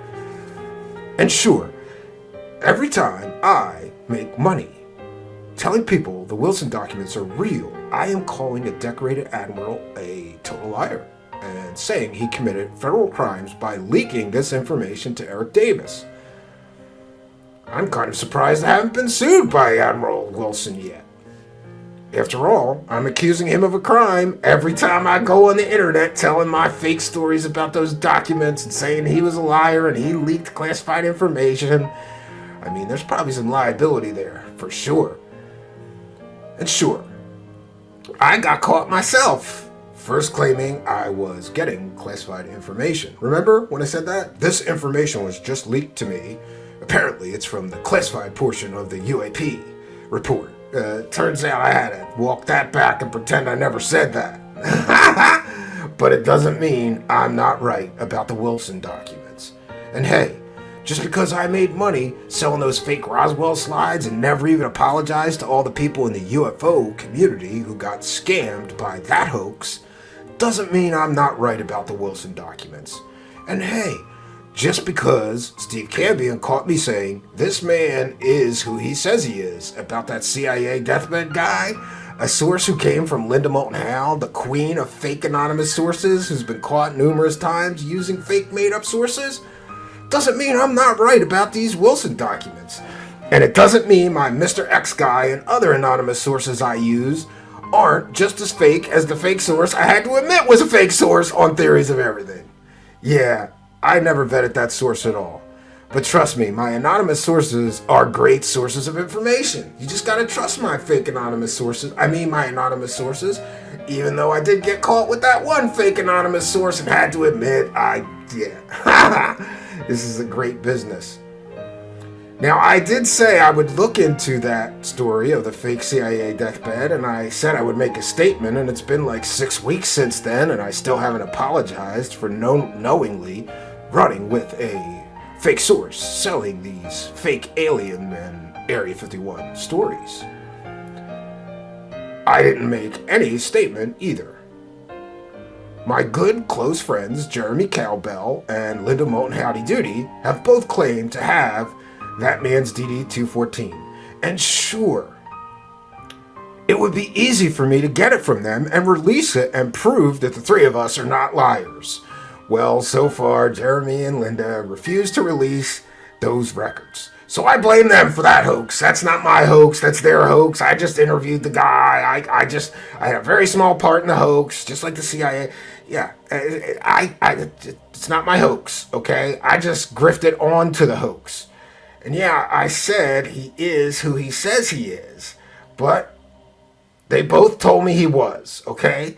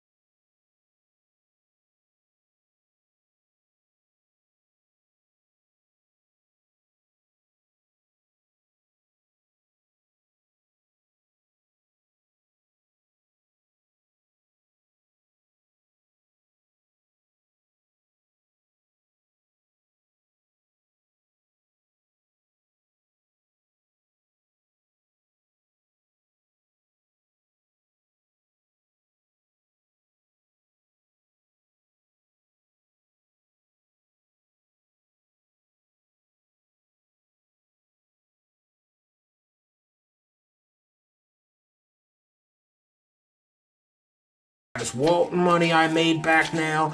I'm not giving back any of the money I made when I lied and said I was getting leaked classified information from the classified version of the UAP report. And just so everyone knows, I'm not giving any of my UFO leak of the century money back. I don't care if people are proving this whole Wilson Notes story is fake. I don't care if the whole story is built on a foundation of a completely fake, made-up document. I'm not giving my money back. I don't care if Wilson has said these notes are a complete and total work of fiction. And I don't care if Admiral Wilson can prove that he was halfway across the country at the same time that these fake meetings with Eric Davis were supposed to be taking place, and he can prove that. I'm still going to go on the internet and slander him and accuse him of federal crimes so I can make the dollar bills, y'all. It's business, okay? I'm doing UFO business. Who cares if I'm slandering people? Who cares if I'm accusing decorated admirals of crimes? Who cares if I'm using completely, totally fake, made-up sources I never even check into to sell these stories and get my UFO dollars? Who cares, okay? I am not giving any of this money back. Now, how much money have I made? Look, we're just going to do one quick example. This came from Steve Cambion. According to Social Blade and other social and other YouTube tracking sites, many YouTube content creators can expect to make about $4,000 from 200,000 monetized views. But hey, let's not forget all the super chats I got during that clickbait adventure. It's called the UFO Leak of the Century. Great clickbait title. The UFO Leak of the Century. I got 200,000 monetized views, and that translates into somewhere between $3,500 and $5,000 dollar bills, y'all. And even though now it appears that the Wilson documents are completely and totally proven to be built on a foundation of lies in the form of a fake hoax document and some stuff Stephen Greer said. And oh, let's not forget a dead man, rest in peace, Edgar Mitchell, American hero. I was willing to just say anything that Edgar Mitchell said this, he said that. He's a dead man. He can't refute me. So I made somewhere between $3,500 and $5,000. Now that's just from one video that I made on the Wilson documents. I've made a whole bunch of videos on the Wilson documents. I've put videos about the Wilson documents behind my paywall. I've taken super chat donations for the Wilson documents, talking about them, speculating endlessly, trying to prove they're real. I did a 6-hour stream once with Mr. X talking about how these documents must be real and trying to connect dots that don't exist, and I made some UFO dollars, okay? I've made money at conferences talking about these fake documents, built on a fake hoax document. Oh, it's great. And something Stephen Greer said, the biggest liar in UFOs. Great. I made so much money off these Wilson documents. It would be wrong to speculate, but if I did, I would say that Richard Dolan must have made at least $20,000 to $50,000 in conference speaking fees, monetized YouTube views, Patreon, behind his paywall, Richard Dolan members. He talks about all this fake. I talked about the Wilson documents everywhere. I got new lectures coming on the Wilson documents, but now people like Steve Cambion and John Greenwald are messing up my money. Why are they messing with my money? I'm gonna make it rain up in here. I am not giving back any of my UFO money. Okay? Now, it's gonna get harder now that I have been caught selling just so many fake stories. I may need to invent new fake stories and new fake anonymous sources.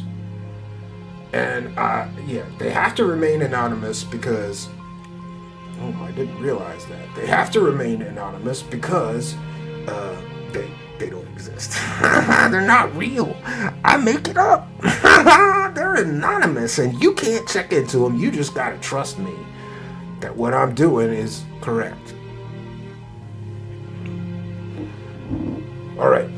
So I've said my piece. I am Richard Dolan, and I have been selling these fake stories for years. I'm not going to stop now. I'm not going to start working for a living. You want me to get a real job? Look at me. What am I going to be? High school history teacher? Maybe. I don't know. Spooge mopper? I don't know. I think my local theater's hiring, and I am kind of lonely. Anyway, we will take a short break here. And when we come back, I think Steve Cambion is finished banging his wife. Maybe he'll come back to the show. Yeah. So we're gonna take a break. I gotta drive back to New York. On the drive, I'm gonna invent new anonymous sources. I'm going to try to come up with new things to talk about. And did you realize that at the beginning of the broadcast, when Steve Cambion caught me pretending that I was in receipt of classified information, I said, this is something that we're probably going to explore more deeply. I was planning on selling that fake story for months, and he ruined it. It's like Scooby-Doo. We almost got away with it. You meddling kids, Steve Cambion, John Greenwald, messing up my UFO cons.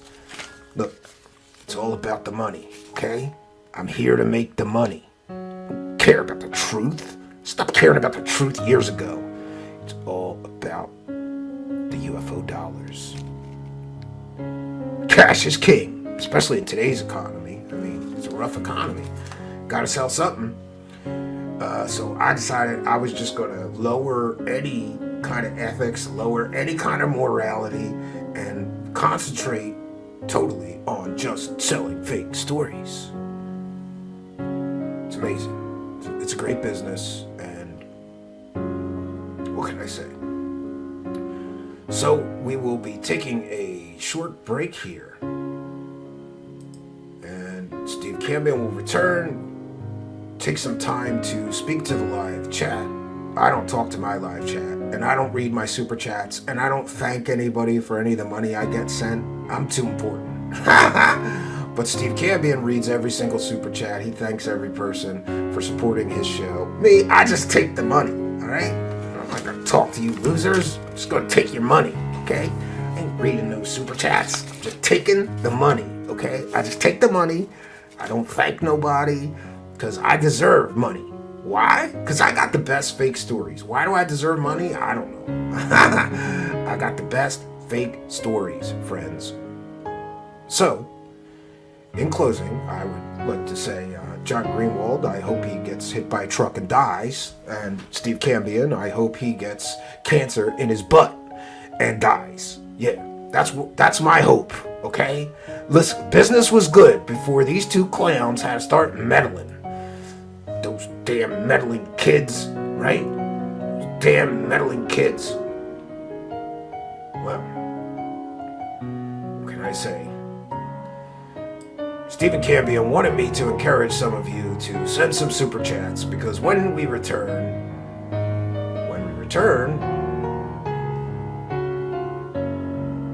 he will read every super chat, and there will be some time.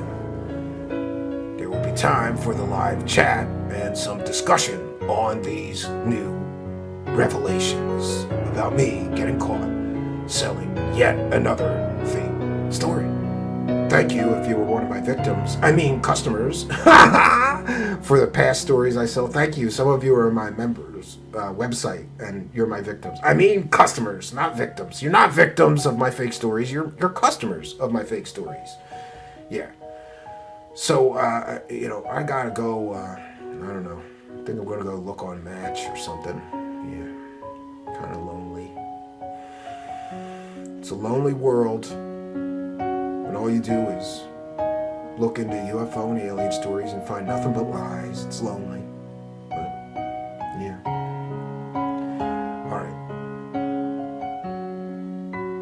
In closing, I would just like to say, don't mess with my money, Steve Cambion. I grew up in Brooklyn. I'll come down there to Pennsylvania and beat you like a storm during a hurricane. And same to you, John Greenwald. You think just because I'm nerdy, I can't smack you around a little bit? I'm going to smack both of these clowns around if they keep messing with my money. Don't mess with my money, either of you. All right, I'm out of here. Good night, folks. Greetings and salutations, friends. Just a quick wrap up before we end our broadcast. I believe that the information in this video proves that Richard Dolan has been involved in many fake stories. First of all, we have the completely and totally provably fake Roswell Slides hoax that he promoted, took part in a very expensive pay-per-view where everyone got ripped off for completely and totally fake made-up story. He never gave the money back, to my knowledge, and essentially refused to apologize for getting that one wrong. Next, we have the provably fake CIA deathbed confession video. How do you interview a dead man to sell a fake story about aliens? I believe that was a very carefully created illusion. But once you peel back the layers of deception that it took to create that illusion, it becomes clear that that story is 100% provably fake. First of all, how do you interview a dead man? But even if we take away the fact that the man they're claiming to interview to create that video died years prior to the interview, when we peel back the layers of deception and simply analyze what that man said in the interview, there is a multitude of problems and historical inaccuracies, essentially lies. No, Richard Dolan stood there in front of cameras and said, "This man is who he says he is." Then admitted he didn't even do a background check. He failed to check into his employment history or his military claims. The story is fake and falls apart under scrutiny. Now, people like Linda Moulton Howe, Jeremy Corbell, and Richard Dolan have in the past claimed that they vetted this man and they have his DD-214, his detailed military records. And I would say, release them then. They won't release anything. We're just supposed to trust them. And remember, we talked about whether someone is trustworthy or not. Who, my friends, is worthy of trust? Who, my friends, should you trust when they say, "This man is who he says he is, trust me"? Richard Dolan is not someone to be trusted.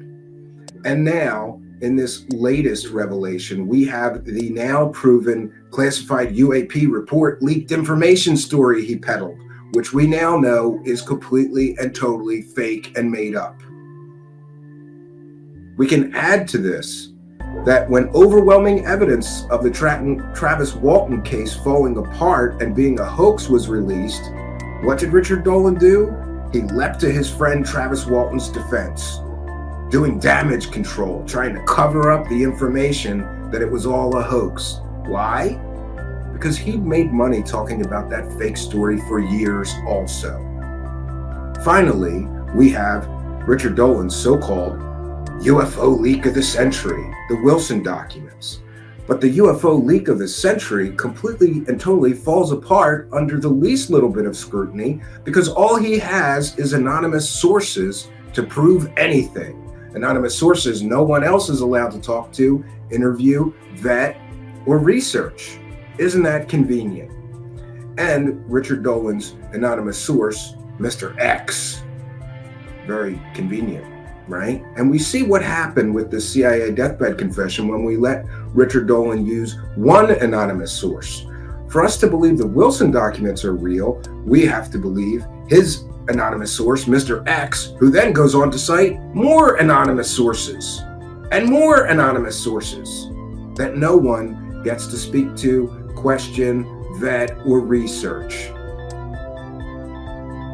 Also, Richard Dolan's Mr. X anonymous source essentially creates a narrative where a decorated admiral besides Admiral Wilson, who said these notes are, quote, a work of fiction, besides that decorated Navy admiral that we have to believe is lying to us to believe the Wilson documents, Richard Dolan's anonymous source, Mr. X, ascribes all kinds of involvement into the Wilson documents of one Admiral Bobby Ray Inman. Interestingly, Bobby Ray Inman was recently interviewed, and when asked about crash retrievals, he said, quote, "There are no crash retrievals."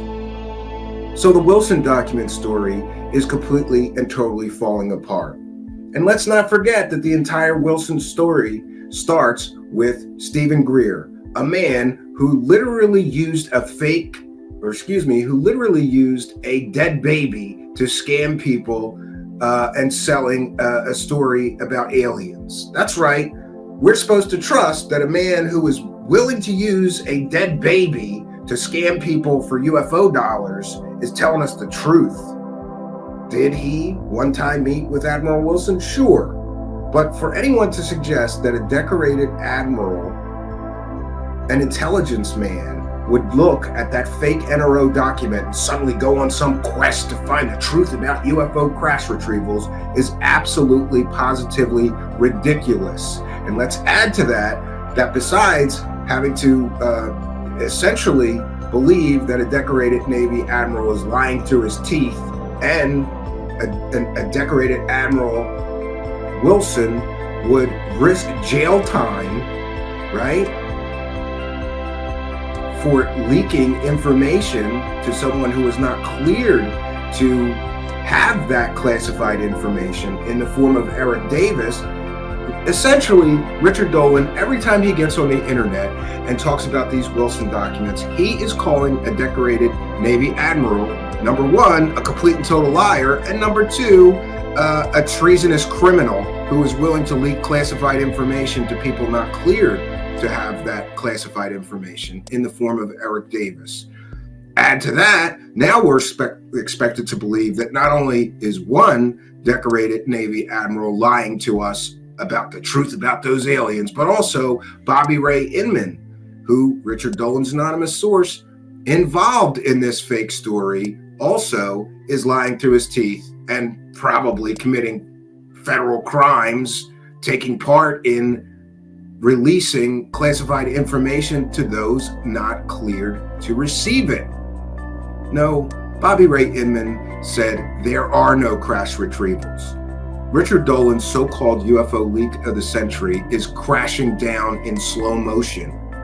And the longer time goes on, the more clear it becomes that the so-called Wilson documents are a complete and total work of fiction, just like Admiral Wilson says.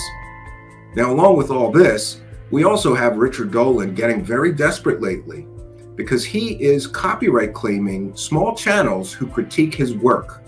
This is the act of a desperate man trying desperately to cover up all of the things that we talked about in this video tonight.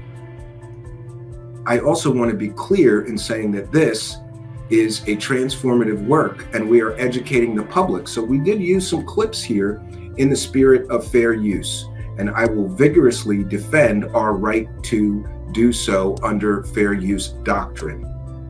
Why is Richard Dolan copyright claiming small channels who critique his work? Why is Richard Dolan unwilling to be a man of his word? After all, what is it, 6 months or almost a year ago now? Richard Dolan's about the CIA deathbed confession video said, oh, I was not aware of that. Oh yeah, I didn't background check him. Oh, I'm gonna have to get up on top of that and I'll look into it and then I'll make my own statement. We're still waiting for him to issue an apology or some statement for that fake story, the CIA deathbed confession video. Where's the apology for the fake Roswell slides hoax that he profited from? Did you know that the fake Roswell slides hoax made hundreds and hundreds of thousands of dollars for that pay-per-view? He took part in that. He profited from that. And then he laughed when people were angry with him for not apologizing for taking part in that hoax. Where do we go from here? Well, I want to ask, how many completely and totally fake stories do we catch somebody with before they should get canceled. I'm not somebody that believes in cancel culture, but at some point you got to say, Richard Dolan, you've been caught with your pants down, dead to rights, selling, at least that we know of, 3 completely and totally fake stories. I would include 4 if you count the Wilson documents. The Wilson documents, the UFO leak of the century, which is falling apart before our very eyes. But people are still clinging to it because they so desperately want to believe. Great story, not true. I believe that at some point, after so many provably fake stories from one individual, we should no longer listen.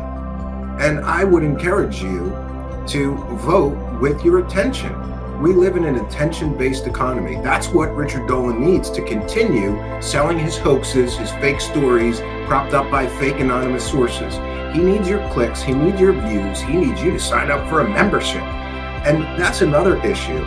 If you think the things that he says publicly are out there and probably fake, you should listen and watch what he feeds his members for his members site. Got to get behind the paywall to get the most wild stuff, and it is the wild, wild west out there. And people like Richard Dolan apparently think that they can just continue shoveling garbage into the community, shoveling garbage information, garbage sources, and garbage fake stories. No, despite Richard Dolan's illusion of being a serious researcher, he is a garbage peddler and will continue to be in my eyes and in the eyes of many until he does something to improve his situation. Now, denying that you were involved in these completely and totally 100% provably fake stories is not going to help him. And refusing to apologize, refusing to make a statement or explain why he got it so incredibly wrong is not helping him. And copyright claiming or striking small channels who critique his work because he is so desperate to keep people from knowing the truth about his so-called work, that's not going to help him either. It's just not going to help him. Now, I wanted to end today with a concept, and that is the concept of a tree bringing forth evil fruit. There is a Bible verse that is very, very, it's kind of near and dear to my heart, and I've thought about this Bible verse for quite some time now, and that would be Matthew chapter 17, verse 16 to 20.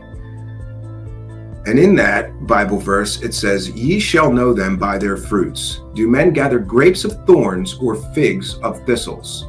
Even so, every good tree bringeth forth good fruit, but a corrupt tree bringeth forth evil fruit. A good tree cannot bring forth evil fruit, neither can a corrupt tree bring forth good fruit. Every tree that bringeth not forth good fruit is hewn down and cast into the fire. Wherefore, by their fruits we shall know them." I think this Bible verse really sums up for me how I feel about Richard Dolan. What are the chances that Richard Dolan, who is so corrupted he is willing to use fake anonymous sources, he is willing to interview dead men, he is willing to lie through his teeth and say, "I've got classified information, get behind my paywall, hear all about it," or "Hey, click on my monetized YouTube video, I'm going to tell you all about this classified information that I got leaked right before airtime." No, Richard Dolan is so corrupted that the odds or chances of him going forward bringing forth good fruit is about 0 for me. And that's where I'm at with this, and that's what I have, that's the determination that I have come to. Richard Dolan cannot be trusted to bring forth anything worth listening to at this point. Though, I hope he will find his road to redemption. That's where I'm at with this. This is where we find ourselves. So let us know what you think in the comments. I would sincerely like to know whether you believe that Richard Dolan is selling UFO secrets, or is this just a big cosmic con job? This has been a Truth Seekers exclusive deep dive. I'm Stephen Cambion, reminding you that sometimes the truth is ugly, but it's still worth having, friends.